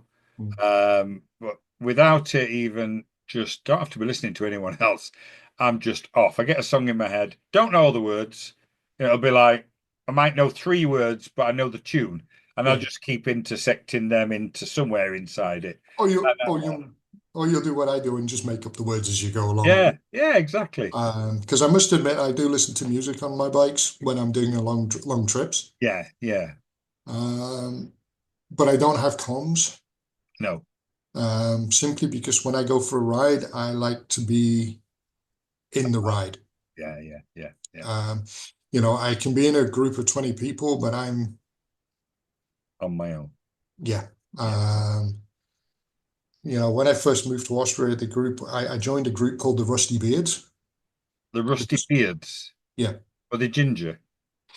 No, it was basically because they were all above a certain age. Oh, so grey, like the grey Yeah. beards. Yeah. Yeah. Uh, Um, and we'd go out and it would be a case of the mix of bikes was, the guy who was leading it was on a Moto Guzzi. yeah. I was on my Triumph. There was a Fireblade. There was an R1. There was a lot of Kawasaki Z750s. Um, and then there was a couple of bikes, there was even a Honda DeVille, Oh, dullest motor, Deauville. yeah, the dullest motorcycle ever built. But Um, amazing. Go forever. oh yeah, yeah, it can, but the last time I took one for a ride, I'm not sure who was asleep first. Um, and that's the thing. It's a case of when you go for a ride with a group like that, Yeah. nobody cares what you're riding. No, exactly. Uh, so and it always makes me laugh when you've got the Power Rangers on their R1 with matching everything. Yeah. I was wearing a leather jacket or a textile jacket, a pair of jeans and a pair of boots and a pair of gloves because Austria in the summer gets as daft as it sounds, it gets a little bit warm. Yeah. Um, and the fun parts are nobody cares. Yeah. Yes, yeah, you've got the guys on their uber expensive whatevers, um, with their matching whatevers. But some of the most fun is when you just you just go out with a couple of friends and you're in a pair of jeans, a t-shirt, leather jacket, Real stuff into. gloves, lid, boots, and you just point in a direction. It's like when somebody once asked me, do I ever plan where I go for a motorcycle ride? I say, nope. I get to the end of the street and I either turn left, turn right, or go straight on. And after that, I see where lunch is. It is where it is. Yeah. Yeah. Um, because I don't use GPS. I know I'm going to have to start using it because my mind is going along with the rest of me. But and it's like when I did the trip to Italy, I didn't have GPS. I did everything from an AA roadmap of Europe. Wow. Wow. So basically, when I wasn't fixing a motorcycle, I was remembering where we were going. And my GPS eventually turned into the tank bag bottom half. Yeah. And on that, it just had a list of roads I needed to remember to take. That's amazing. I don't ride with GPS. I have just, you might have put video on the group, on the British Motorcycling group, where I bought one of these TFT screens Yeah. with a camera front and rear. And I did it because I saw some other YouTuber, not that I'm a YouTuber buying one Mhm. and recommending it. And I didn't actually buy the same one. But I did because I'm a Yorkshireman. I looked at it and thought, sure, I can find the same one from one of these Chinese like Temu or something, and and get it exactly the same one. So I Googled what is that Yeah. because of course people import and put their own name on it, and it turned out to be this particular make. So I ordered it straight from directly from China. Only took a week and a half to come. A little bit of tax, which they do automatically now, so you don't even have to get caught. They do it before, which is a shame. But nevertheless, it still worked out at about, I think, 60 or 70 pounds less than this guy had bought his for. And Yeah. I made a bracket for it and I fitted it. So it's basically uses Apple CarPlay. So if your phone's in your pocket, wherever it is, it connects it up. It's a lovely screen. It's got a remote on your handlebars. You can click front and rear camera, and you can use Google Maps. You can use Apple Maps or whatever, any map. Whatever will go on your phone will go on there. And I am going to use it, but I don't normally, if I'm honest, just like you. I take my bike for the MOT. It's about 10 miles away. I usually do about, I don't know, 70, 80 miles because it's just a great feeling, especially when you've got a new MOT on it. If you're not from the UK, that's the minute it means a Ministry of Transport test we have to do every year, and you go and have your bike examined. Michael mentioned it earlier when he built that bike that he got in pieces, and it takes about 40 minutes, and you pay, I think, £25, I think, for it. Might be a little bit Because more now. we do the Pico here in. Yeah, you do that similar thing. Yeah. Yeah. And I know lots of countries do a version of, Yeah. but when you've got that new ticket on and it's like, yes, another year, there's this incentive to go and ride it again. Yeah. I Because mine kicks in June, right. but here in Austria, we've got 4 months either side. Oh, that's all We've right. got a That's four, we've got 4 months after June, right. but we can only do it a month in advance. So basically, in theory, I can ride from on my current Pico to October. Right.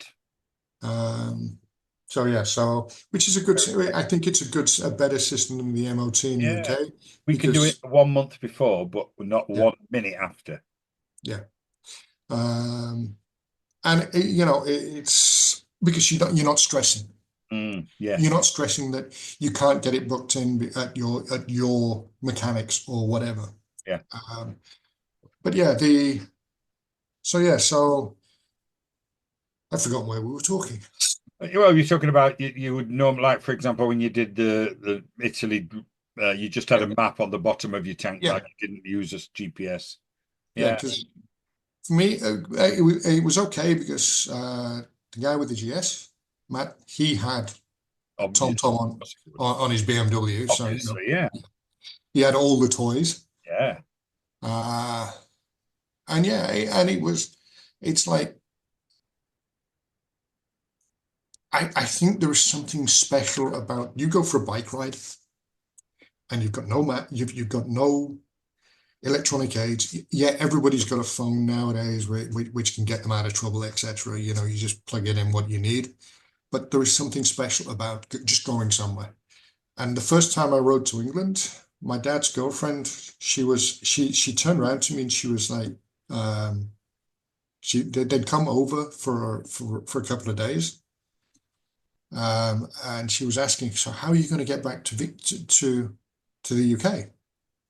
And I said, it's easy. I get out of Vienna, I go to Linz, I turn right, go through Germany, get to Aachen, then I jump into Holland and Belgium, go through France, Get on the ferry. then jump on the ferry and I'm back. And she was, and the thing is, okay, she's in her 80s now, but she was looking at me saying, and you're not worried about it? Why would I worry about it? Yeah. Um, you know, if I go to Isola, well, the first time I went, I just checked I checked Google Maps 10 minutes before I left Right. because getting there, getting to somewhere is easy.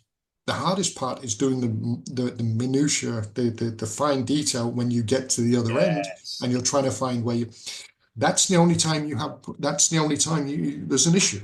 Yeah. Uh, Highways are easy. They get to the place, don't they? yeah, As long as you don't get off, you're going yeah, to get there. yeah. Because basically, it's my trip last year. I did it, no maps, no nothing.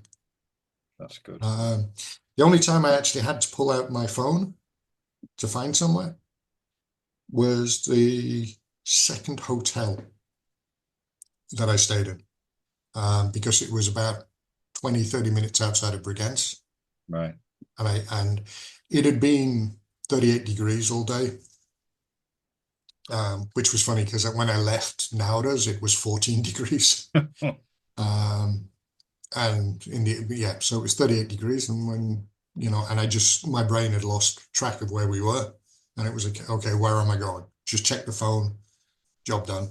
Yeah. I think I often use Google Maps, not for the actual navigating, but it has if there's an accident or a detour, it tells you about that.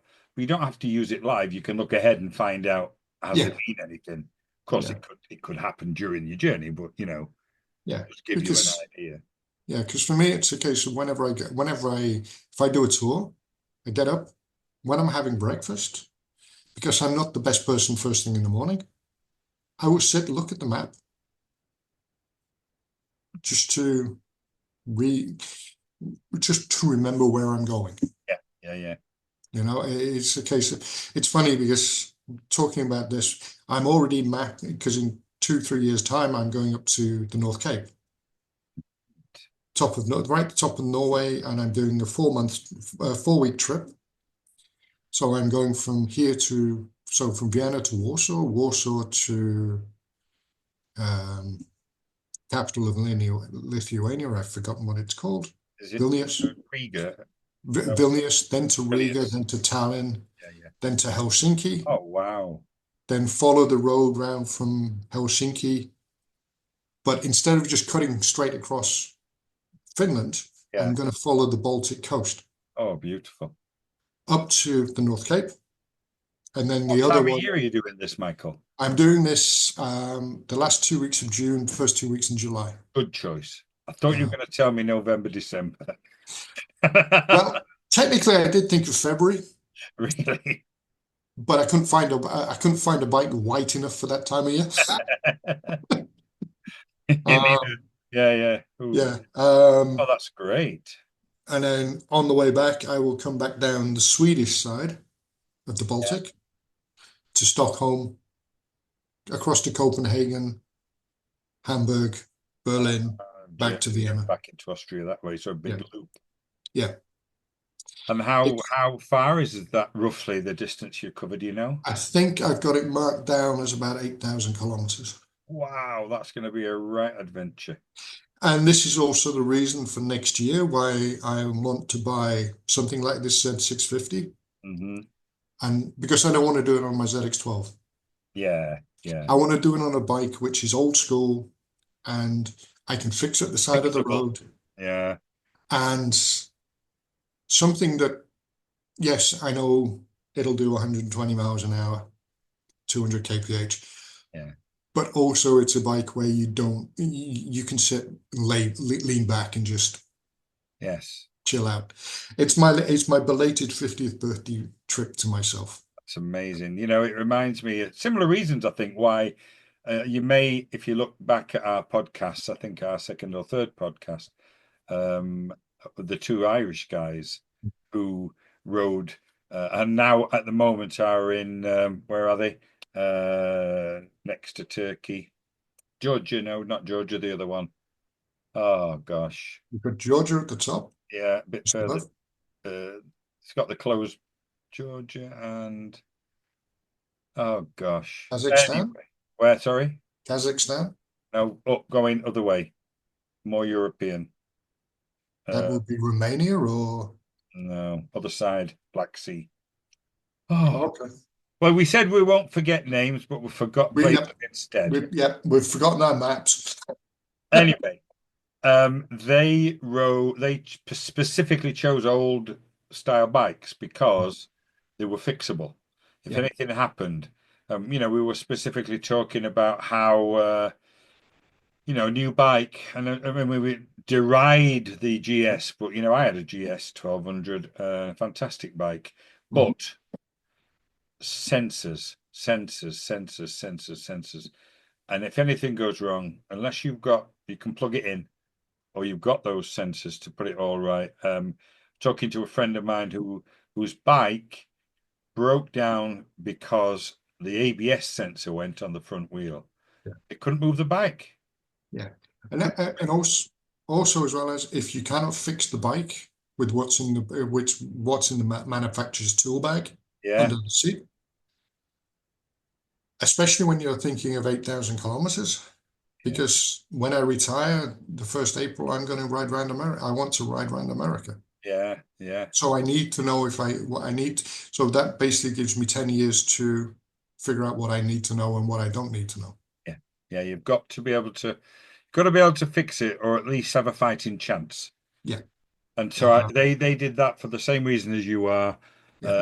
Older style bikes, they had issues with it that they could get fixed. In that part of the world where they are, you wherever that is, you go into a little workshop, and they'll tap a new hole or they'll thread a new Yeah. bolt, and amazing, really. In fact, I loved listening to their podcast actually. And they're still, going to be out there doing that and carrying on that when they come back over. So, yeah, you're going to do that for the same reasons that you're not going to be on something that's so insanely performance driven and Yeah. unable to, uh, stop at the side of the road and do something about it. And I can fully understand that. But even Yeah. so, that's a fast enough bike, like you say, that you're going to be Yeah. doing.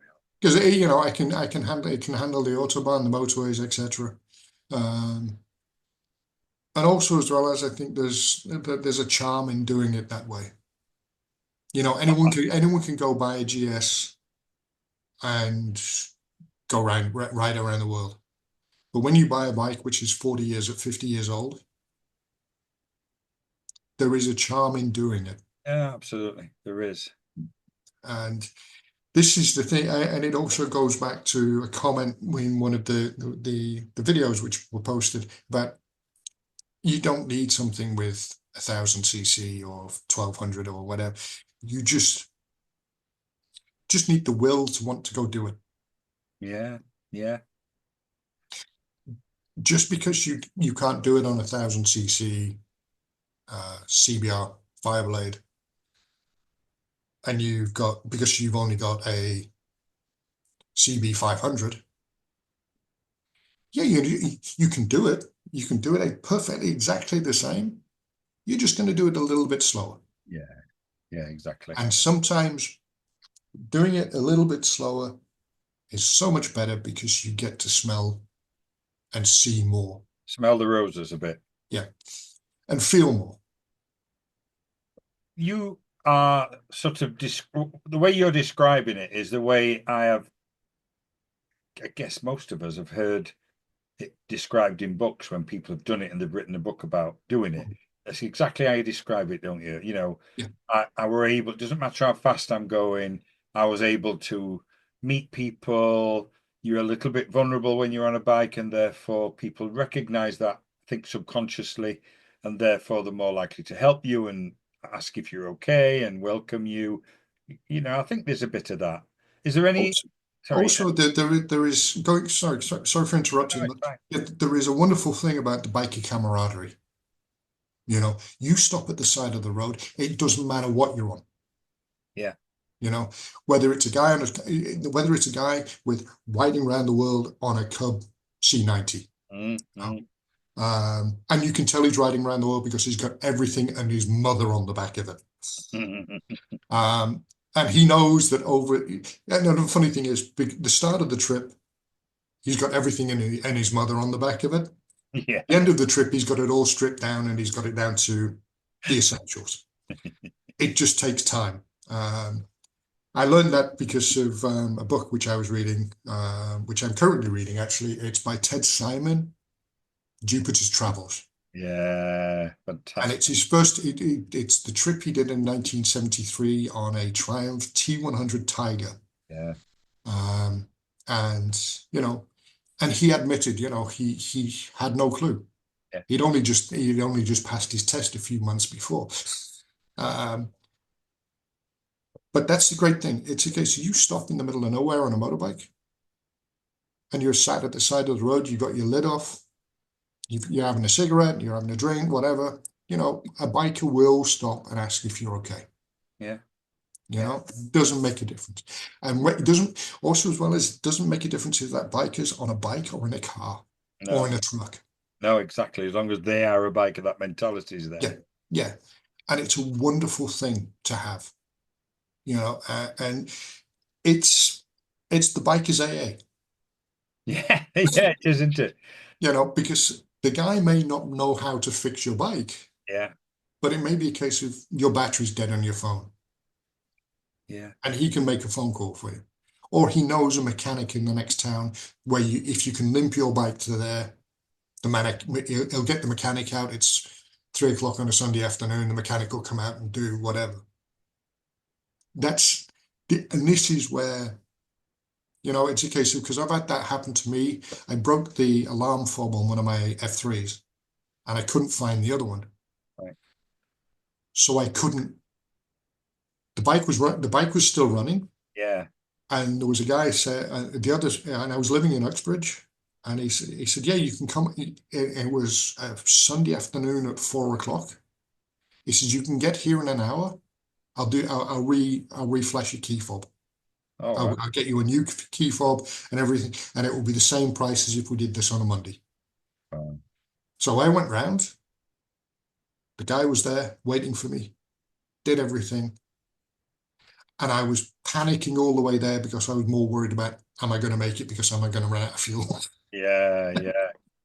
It's so good that you're talking about that, because there's two things that recall that link to both the things you've just talking about. The first one is my eldest son, he had a Honda Varadero 125. In fact, actually his younger brother's got one now. But physically big bike. Yeah, He's 6'4", and yeah. even then, I think 10 years ago so he's 30, so it'll have been about 20. He was 6'2" ish, and it was a big, needed a big bike. They're physically as big as a 600 or they're a big bike. I think they're about the same size as the 1000cc Varadero. Yeah, I think so. Frame wise and physically, they're big, Excuse me. and they're a V twin. They're Yeah, very, very, they're at the top end of the performance for a 125. Really nice bike, and it's the old carbureted version. I yeah, think in 2006, 7, they changed it to a injection, made it a bit smaller. The yeah. fairings are a bit smaller, etc. But this bike, physically big. But we were going for a ride out, me and him, and I was on my Honda C90. which you might remember from looking on the group. I Yeah. bought from a guy, old guy whose granddad had passed away, and sorry, the young guy whose granddad had passed away, but his granddad had said, "You can have that bike. It's in the garage." And he sold it. I went down to look at it, and it was covered in grease. It literally covered, apart from the seat, covered the whole bike in a layer of grease and covered it with old blankets and bed sheets. And he says Yeah. it's in back of there somewhere. So I was like, and that was in Oxford actually, and a long way to go. I'd got my trailer, and I went down with a friend of mine who's also in the group, and we went down, and it when you rubbed the grease off it, it was like new. Yeah. Anyway, I cleaned it all off, new fuel, new plug, changed the oil, boom, first kick. I was like, wow. I love that bike. And anyway, me and my oldest son went for a ride. Me on the Honda 90, him on the Varadero. And I've got these lovely memories. Now, I think I've got a video somewhere. If I have, I know I can't post it because he's probably not supposed to ride like that. This is all a fantasy. We didn't actually do it. But we were on the tank with our Yeah. feet on the seat, looking at Yeah. each other. And I've got this, like, looking at him and he's waving at me and he comes past me and we're on these tiny bikes. And I remember we're on this little country road in the middle of Lincolnshire somewhere. And I thought, you know what? I often look back at that as one of my fondest biking memories, would you believe? Me and my son, not more than 20 miles from home, just beautiful, having fun. Yeah. It is. It's a case of, you can ride, as you put it, you can ride around the world, yet your fondest memory is 20 minutes away from home. Yeah, isn't it weird? Yeah. It's like the trip I did to Italy. I go back to it because it was such a good ride. Yeah, The stress, I think some of it is because of the stress of me getting this bike up and running to then getting to the end point, to getting it to Italy. yes, And this is where, but also on the other side, you always remember your first long ride, yeah, yeah, you know, Ealing to Brighton, yeah, because I didn't want to cook. I thought fish and chips, even though there was a fish and chip shop just down the street from me. yeah, exactly. Yeah, Um, and that's, it's a case of, because my dad turned around to me, dude, when I said, "Oh, I'm going to come up on the bike, this little CB," and he's, "You're insane. It's December. It's yeah, 2, 3, 4, 5 degrees outside." I said, and it's like the old explorers. Why are you going there? because it's Because it's there, there, because I can. Yeah, and because I can. absolutely. Um, and this is the thing. It's, you can sit and talk about everything, but Mm. and it's like now here in Austria, we stop riding because of winter, because it gets a little bit cool. Yeah, So it's book season and watching videos about motorcycling until we go stir crazy. So, and that's the thing. It's a case of, it doesn't make a difference what you do now. yeah, Just, if you're going to ride, ride. yeah. When I was a young guy, I was probably 17 and I was an apprentice and I used to I had a Honda 90 then and I remember, old one. Uh, Mm. and I used to go every day about 15 miles each way, all weathers. And I remember going in the snow with my feet in the snow and my wheels in the track of one of the two tracks of a car, Yeah, and it's going anywhere it possibly can. And I remember getting a puncture. And I was like, no. And I thought it was moving because you're in a track. But yeah, actually, I realized I got a puncture. And where do you get a puncture? Is it always the front or the back tire? Always the back tire because it's much harder to fix. yeah, You know, sod's law. So I'm pushing it along, trying to just like, oh, my feet were blue, my hands were blue, my socks had got wet, and with the thickness of the snow going through the boots, soaking through. And I walked past a British Telecom like substation thing, a little tiny place, transit van outside, BT. Might have even been GPO then. But Yeah. I remember the General Post Office. But I remember seeing it and seeing the lights on. It's like 7:15 in the morning. And I thought, I've got to get help, so I can't keep pushing it. So I like tried to get it through the snow, and I got in there, and they were all having a cup of tea around this like a stove, open fire thing, open coal burning stove. So excuse me, and they must have looked at me and thought, God, bless him, he's nearly dead. Like like an explorer from the 19th century just walking in. They're like Shackleton, I presume, and I was like. And I said, I've got a puncture. Do you think you can help me?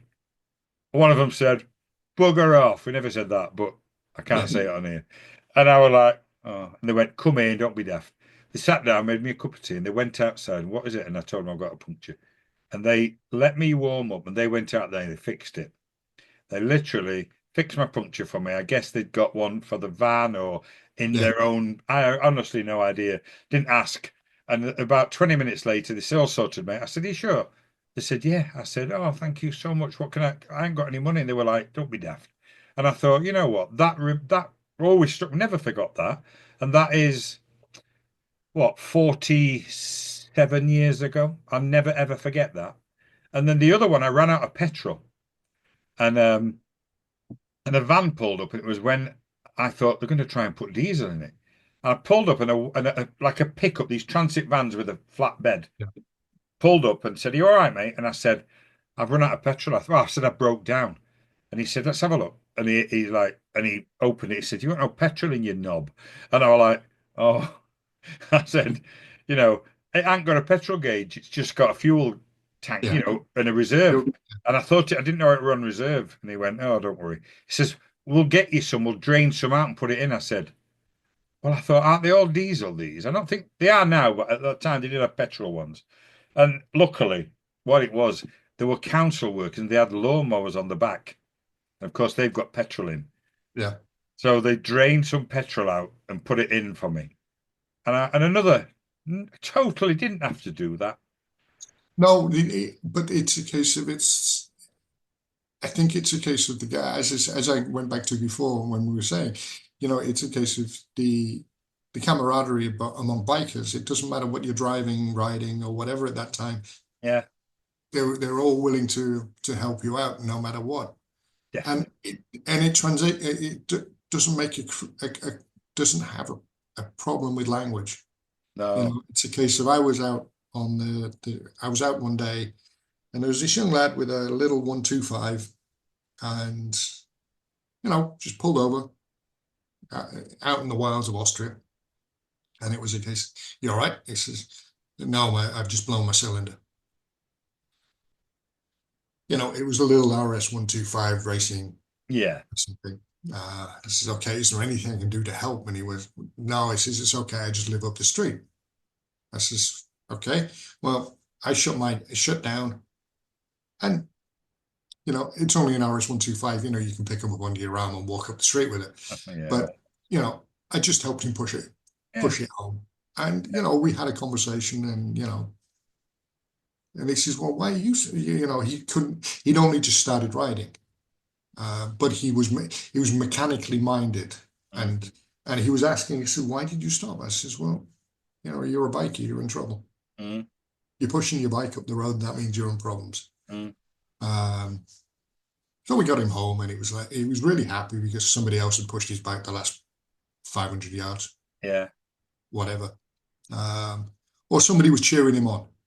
Yeah. And that's not changed as time's gone on because my son, who I mentioned earlier, who's now 30, this is a few years ago when we were riding, just last year brought his motorcycle to me, but it had run out of MOT. And we have this ridiculous law that if you're pushing it and the rear wheel's on the floor, the powered wheel, then if it's not taxed and tested and insured, then you're breaking the law, which is just ridiculous. Yeah, You're pushing your bike, but technically, I'm not saying that every cop, thank God, would be such, I don't want to use the word, but would try and prosecute someone for it. But technically, and we're a law-abiding family, and we always have been. And I didn't, he knew he didn't want to get in trouble, so in the past, what people used to do is put a skateboard under it on the under the rear wheel, which like technically stops it from touching the floor. But he thought, I'll wait till it's dark, and I'll push it, and I'll just, hope that if anyone did stop me, that it just appeal to the better nature. I'm just trying to get it to be fixed. Anyway, it only pushed it literally off his drive, and a van pulls up, like another pickup, like we were talking about, collecting scrap. Travelers. Yeah. They picked up and said, "Are you all right, mate?" And he said, "Oh, I need to take this to my dad's to get fixed." Come on, yeah, we'll get it on. And they literally, two of them jumped out and with him picked it up, chucked it on the back of it. And then the next thing I knew, I'm expecting him to be pushing it round, was a hooter. And my son shouting, "Dad, give us a hand." And we lifted it off the back of this pickup and brought it in the house. So, Yeah. it just shows you it's not changed, just people all over are going to be helpful. It's nice. It's a very Yeah. nice community. It's a feel good thing. Yeah, It's a case of it because for a fact that on the flip side of the coin, somebody's done that for you. Somebody comes back, you know, and it goes down the road of paying it forward. of course it does. Of course it does. And no matter where you ride in the world. I agree. Yeah, yeah. Michael, talking to you, it's organically developed into all the key sort of things that I might have asked you. We've talked about anyway, and that's really lovely when it does that. I just wondered what thinking about what we've been talking about that young kid as well, right on the 125. What advice would you offer to people that are not necessarily young kids, but anyone who might be in the 70s that's never ridden, decides to get involved because of the freedom those what would you offer them as from an advice perspective to get involved now? Just do it. Just go into it. It's a case of, you could sit there and you can say, yeah, I want to learn how to ride. I want to learn how to stop saying you want to do it. Yeah. Take your time, go forward, do it. Find a bike that you're fairly comfortable with. If you're one of these people who want to do a trip from, say, Doncaster to, I don't know, Malaga, can you get there? Possibly, I don't know. You want to do that. Mm. Spend a couple of months planning it. Mm-hmm. Jump on the bike and go. Yeah. Because it's a case of the first trip I did into Europe was literally 4 days. From my perspective, there was no planning because the guys had already done all the planning and I just tagged along. Yeah. Yeah. My trip from Bingley to just north of where I was going in Italy with my two friends. Mm-hmm. I spent evenings reading the AA map. Weekends were fixing the bike. And then, 8 months later, jumped on and off we went. Yeah. 4:30 in the morning. And we all agreed 4:30 in the morning was a stupid hour. But we went. Yeah. And it was a case of, and a lot of it was, the guys were pushing me because obviously I had no bike and I was building it. Yes. And the great thing is, once it was all up and done, we just did it. And it's a case of, yes, I know I'm saying just do it. And I'm saying in 2 or 3 years' time, I'm off to the North Cape. But there is a reason for that. It's a case of I've got a few medical issues I need to resolve. I also need to get bike fit again. Yeah. Because I've not ridden a bike properly since, well, last year, but then we had COVID, et cetera, and I wasn't riding for a while because I was severely ill with COVID. And also, as well as I think it's a nice balance, and it gives me a year, 2 years to get used to it. Yeah. To prepare and have a goal set. And it's a case of also, as well as I think on the flip side is, if you've got a mate who wants to go with you, just go, just do it.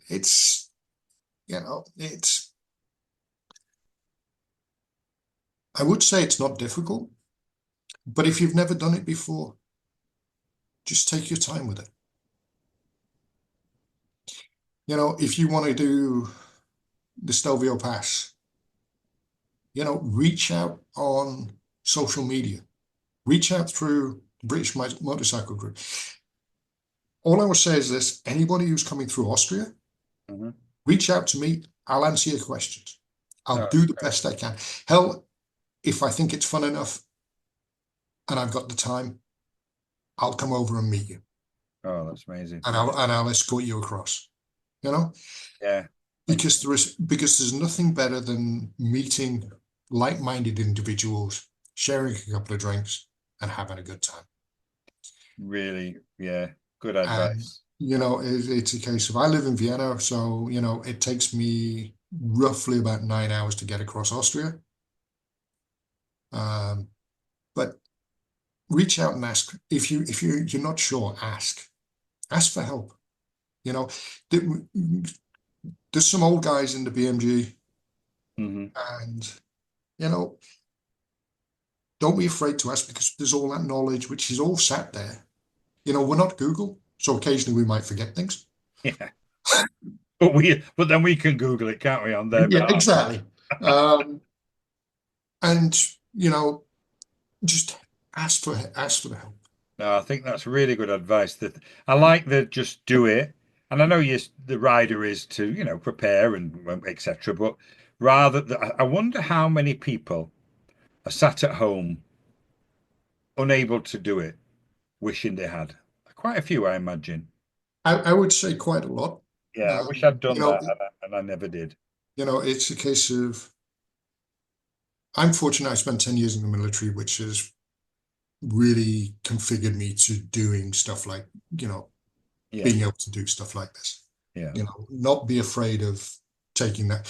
It's a case of one of my favorite books, Tolkien, uh, Lord of the Rings and The Hobbit, Mm, and the comment, and I'm paraphrasing because I cannot exactly remember it. It's that first step out the door. yeah, yeah, The first step is always the hard one. yeah. Then it gets easy. There's a song about that, isn't there? The first step is the hardest, something like Yeah, that, isn't there? yeah. But you're right, definitely. And it's a case of you, because basically, once you've got to the end of your drive, you've got your gear on the back of the bike. Don't worry about what you've taken with you, because wherever you're going, You you can can buy buy it. what you need. Yeah, You know, if you've not got a lot of money, no stress. mm, You'll figure something out. That's the thing about riding. You always figure something out. You always figure out where you're going to go, what you're going to do. The other thing I will say on the other side of that coin, though, is don't try to do too much to start with. great, great advice. Just You about know, to say that. Didn't want to you know, interrupt you, but I was yeah. just about to reflect on a conversation I had with a friend who said he wanted to do a journey down to Portugal, but the most they'd ever ridden is about 40 miles. Yeah. And I said, and how was riding that 40 miles? Oh, brilliant. Yeah, great. I said, do it in 40-mile chunks then. If that's if that's how if you're genuinely, and I'm sure that you will get to the point where you think, oh, we'll go another 10 or 20 miles this time or whatever. But Yeah. if you don't, I mean, you'll be 400 miles away in 10 days. And if you've got, because he said, there's no real time limit, retired. So I said, well, you can't lose then, can you? You literally, if you've got you don't have to be back for a certain time, then you have not got anything to worry about. 40 Also, miles, another 40 on a ferry, another 40. yeah. You can be where you want and still only do what you're doing now. If Because that's on the other side of that coin as well as is a case of the one thing I always do, and this is for long distance, high speed stuff. hmm, Okay. So for example, if I'm riding back to the UK, I ride for 2 hours, which is roughly about the tank on the bike. right. Then I have 20 minutes. Yeah. Take 20 minutes off the bike. Because if you sit and do 2 hours, refuel, go again, refuel, go again, you're just going to exhaust yourself. Yeah. And the next day you're going to be worthless. I've done my first trip back from the UK, back to Vienna, I rode from my parents in Bradford and all the way back to Vienna, and I did it in 23 hours. I did not stop anywhere overnight. I just carried on riding. Mm. Um, and it was wonderful. But at that point, I knew my limit. I knew I could do it. Yeah. But ride to your limit. You know, Yeah. don't ride to the guy in front of you. Definitely. Don't ride to the guy behind you. Ride to what you're capable of, what you want to do. You know, it's a case of if, for example, I go out on my 12, I don't expect anybody to ride to me. No, of course not. No. And I won't ride to them. No. But if I go out as a group, the small group I'm a member of here, I'm always the guy at the back. Right. Very simple, because if there's a problem with the guys in the middle, I can get to the front and stop everything. Also, I've got first aid training, yada yada yada. So, you know, worst case scenario. Yes. Yeah. But please, for the love of Mike, just go out and do it. Yeah. Do it at your pace. You know, and if you're not sure if you can do 200 miles in a day, the easiest way to do it is on a Sunday morning, get on the bike and ride 50 miles from home, then go 50 miles west or east, 50 miles north, and then 50 miles home. That's 200 miles. You'll know at the end of it. If you Because you can't know, for a week, you've done it too fast, too much. but the thing is, it's a case of if you've done 50, 50, 50, 50, Yeah. when you get to the end of the 50, if you're not, or the 100 or the 150, and you're not comfortable, you know you can stop. You're only 50 miles from home. Yeah. You're not. Yeah, exactly. You're only ever 50 miles away. Yeah. And, you know, you can take, and also doing that on a Sunday, there's not much in the way of traffic. Mm-hmm. You can take your time. No, it's good advice. That very good advice. Never even considered that. To be honest, I often say to people, you know, ride 100 miles away, and then you can come home. And you've done your 200 miles. But if you're knackered when you get there, that's a long route home. So that's a really good advice. So thanks for that. No, definitely. Well, I mean, I was one of the things that as we come to a close, because we're now at 2 hours, 2.5 hours, would you believe? Is Oh boy. and we knew we would be, didn't we? Let's be honest. Yeah, we did. I often ask about, you know, your future riding goals and stuff, but you've talked about them, and I think that sounds like a really exciting. I mean, I honestly, that is something that I would aspire to. That is amazing. That honestly it is. Thank you. No, no, it sounds amazing. Um, how do you see, from your opinion, the landscape of motorcycling changing in the next, say, 10 or 15 years? What do you expect to see or to observe? Um, I, the hard part is the fact that you've got, you know, everyone's saying we should be on electric bikes, we should be on whatever. Problem is with an electric bike, it's great in the city. Don't get me wrong. I'm not going to be against, and I think in the city, it's perfectly fine. Yeah. Okay.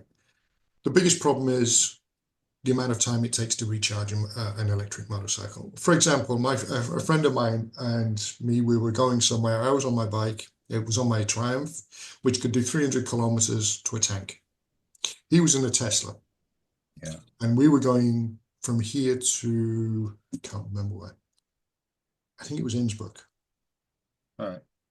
Which is a good 600 kilometers away. Mm. Because one of the jokes about Austria is the fact that if you want to go to Innsbruck, you've got to go through Germany. It's just because the mountains are in the way there. It's as simple as Yeah, that. you've got to go around. You can't go Yeah. over them. Yeah. And basically, it's a case of he was joking with me and he says, yeah, I'm going to beat you there and yada, yada, yada. And I says, okay, so you're going to do 400 kilometers at 110 kilometers an hour. And then you're going to sit charging for however long it takes you to, Yeah, pretty much. This is, well, my bike, it does 300 kilometers. I can fill it in 10 minutes. Mm. I can have a coffee. You can do all the same as that. And then, 10 minutes, 20 minutes later after doing that, I'm back on the road and I'm gone. Mm. I'm also cruising at a higher speed than you. Okay, we are going to say this is 10, 12 years ago now. Yeah. Um, but I think petrol engines will still be around. Mm. Um, until we can get to fuel cells or hydrogen fuel cells. Um, or the other one, which is where you rock up to a station, and you pull your battery and you replace it with another battery. Yeah. Yeah. There is that option. That's a great idea, because the biggest problem which we're going to have is, if you're going out for a ride out, you don't want to be sat there for an hour No. waiting for your e-bike to charge while your mates are sat there on petrol bikes getting annoyed at you. Yeah. Yeah. Um, so the landscape, technology-wise, is going to change. Maybe not the 10, 15, maybe 20, 30 years. Because we've got to find something different to petrol, etc. And us bikers, being us bikers, we like the noise of the exhaust, Yeah. Of course we do. Yeah. and the smell of burning castrol. Um, Am but I the only person with cologne which smells like two-stroke oil? I think every biker should have. I think every biker's got that somewhere in. You go out to the bike, you wipe your finger across the engine, and you go, "Yep, that's good." But no, yeah, the two strokes have gone. I hate to say it. Yeah. Yeah. Um, More technology is going to, yeah, engines are going to get more efficient, etc., etc. The thing which I don't think is going to change, I hope, is the camaraderie we have with bike groups, Mm. um, and bikers in general. Um, I think it's going to change, unfortunately, um, because you've now got the people with the instant gratification, etc., Instagram, YouTube, and etc., Mm. getting their likes, etc. I just hope that along the way we don't forget, and that the knowledge from, sorry, Ian, us old timers, I know you're right. Yeah. yeah, filters down. Yeah. Yeah. Um, and it's a case of, it comes back to, there's this book by Ted Simon. Sorry, you can't see it because I've got my Mm. Dreaming of Jupiter. He did a trip in 1973 around the world on a Triumph Tiger T100. And then he did a second trip. Sorry, he did it in 1974. And then at the age of 69, he did it again. 69 years old. Mm. Okay? You don't have to be, you know. I moved to Austria when I was 39 years old, and people were looking at me as though I was crazy. Yeah, but you're supposed to do that in your 20s. No, doesn't matter. Doesn't matter. No, it really doesn't. And the stories which he tells in this book, Dreaming of Ted Simon, Dreaming of Jupiter, and Jupiter's, and the other one, I think it's Jupiter's Dreaming. Right. Um, his experiences don't really change over the space of 20, 25 years. Yeah. Interesting, isn't it? Yeah. And also, as well as one of my, going back to my beginnings in biking, watching Barasheen on Sports Sunday. Oh, yeah. Um, but for me, one of the best movies about motorcycling is, excuse me, is The World's Fastest Indian. Burt Munro. Yeah. Read about the guy. Okay, the guy had retired long since, and he went to the Bonneville salt plains on a Indian Scout, which when it first came out in 1920, its top speed was 54 miles per hour. He did an unjudged run at the Bonneville Salt Flats 40 years later. The bike was 47 years old at this point, 1967, and he did 201.84 miles per hour on it. Crazy, isn't it? And he was 67, 68 years old. You know, so you're never too old. No, no. You know, if this guy can go from New Zealand to the Bonneville, and he did it multiple times, and he still holds one of the land speed records at Bonneville because nobody wants to beat it for a motorcycle under 1,000 cc. So, you know, these guys just prove the point. Yeah, no, absolutely. You know, and these guys this is from the 60s, 70s era. We're living longer. And as Burt Munro said, you know, sometimes you live more in 5 minutes on a motorcycle than most people live in their entire lifetime. Good saying. It's a very, very nice way to conclude that, really, Michael. You know, I could try and rephrase what you've said, but at this point I couldn't say it any different, any better. It's absolutely the case.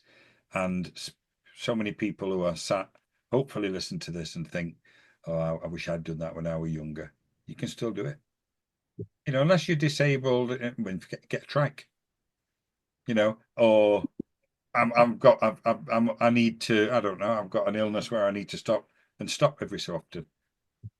Buy a Dietna. Yeah. They're with a sidecar.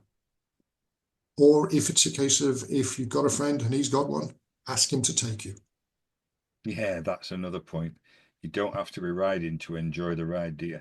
If anybody, you know, it's a case of I've had multiple people, and I think in the UK, once a year there is Bike Week or Bike to Work Week. That's right, Ride to Work Week. Yeah, yeah, Ride to Work. If you're not sure, ask your friend with a bike. Go with them. Sit on the back. See if it's good for you. It's like every year here I do the the Distinguished Gentleman's Ride. Yes, yeah. You know, it's a charity for cancer, and it's for male. It is male orientated. But next year, I've got 3 women asking to go on the back of my bike to do this. Oh, fantastic. Don't let them all on at once. It's a big bike, but that's going to be too much. Yeah. But it's the other reason for the other bike. But no, it's not. No, it's not that. It's a case of because they're intrigued. Yeah, yeah, of course, I understand. You know, the fact that we're all getting dressed up in tuxedos, etc. Just step out. Just ask that friend. You know, and it's a case of, okay, if they've got an R1 or something like that, they may be a bit sketchy. But if they're riding something like a GS or whatever, ask. Just ask. Just go. Great advice. Because no biker in his right mind will say no to you. No, absolutely. They'll be honored, actually, and they'll probably be excited to do it. We all want to share it, don't we? That's what we're doing here. We're sharing our lives, our motorcycling lives. Come on, it's a case of I've got more stories. I've got more stories down my right arm than I want. You know, I can tell you right now. Yeah. And it's a case of this is the fun part. Yeah. You go do it. You feel there's also another phrase which I really love. Only a motorcyclist knows why a dog sticks its head out the window. It's true, isn't it? Yeah, that's it. Yeah. Michael. Yeah. Thanks for joining us. It was a pleasure, and thank you for having me back. Oh, yeah. Yeah. And thanks for eventually sharing your journey with us instead of me sharing mine with you. Yeah. No, as I said to you at the time, I think it was only right that you should share yours to get the rest of us rolling. No, very kind of you, really. And to everybody else who's already shared, thank you. It's really, really heartfelt, because it's really nice to hear it from different people. And for anybody else who's got any Viking stories that they want to share, ask Ian, and do a podcast. Even if the podcast, it doesn't have to last 3 hours like this is probably going to be, but if it's only for an hour. Yeah, of course. We've all got stories about the first time we've been on a bike. We've all got that story. So please just reach out to Ian and ask. And if Ian doesn't have the time, then I will willingly step in and do the interview, because I interviewed Ian first. You did indeed. Yeah, fantastic. Thank you. Appreciate that, Michael. Yeah. So I can only just say again, as Michael has, and encourage people to come forward and speak to me if they want to have their story told. And don't forget to subscribe when you go onto YouTube and have a look at this. Please like it and subscribe, because the more people that like it, the more people see it, and the more people that subscribe, the more people will become aware of it. And also, you'll be notified every time there's a new one on. And connect with the podcast on social media. Please join the British Motorcycling Group on Facebook, because all the videos and the podcasts are posted on there. And the next episode will be coming up in a week or so. Invite anybody to give their feedback as well. Please feel free to, on YouTube, give your feedback, good or bad. I'll delete the bad stuff. Good stuff, I'll replicate it everywhere, just to make sure. It's not fair, is it, doing all this for nothing, and you say all the bad stuff about it. But hopefully you've enjoyed it, and we'll see you next time. So thanks very much, everyone. Thanks very much to you, Michael. Thank you for having me again.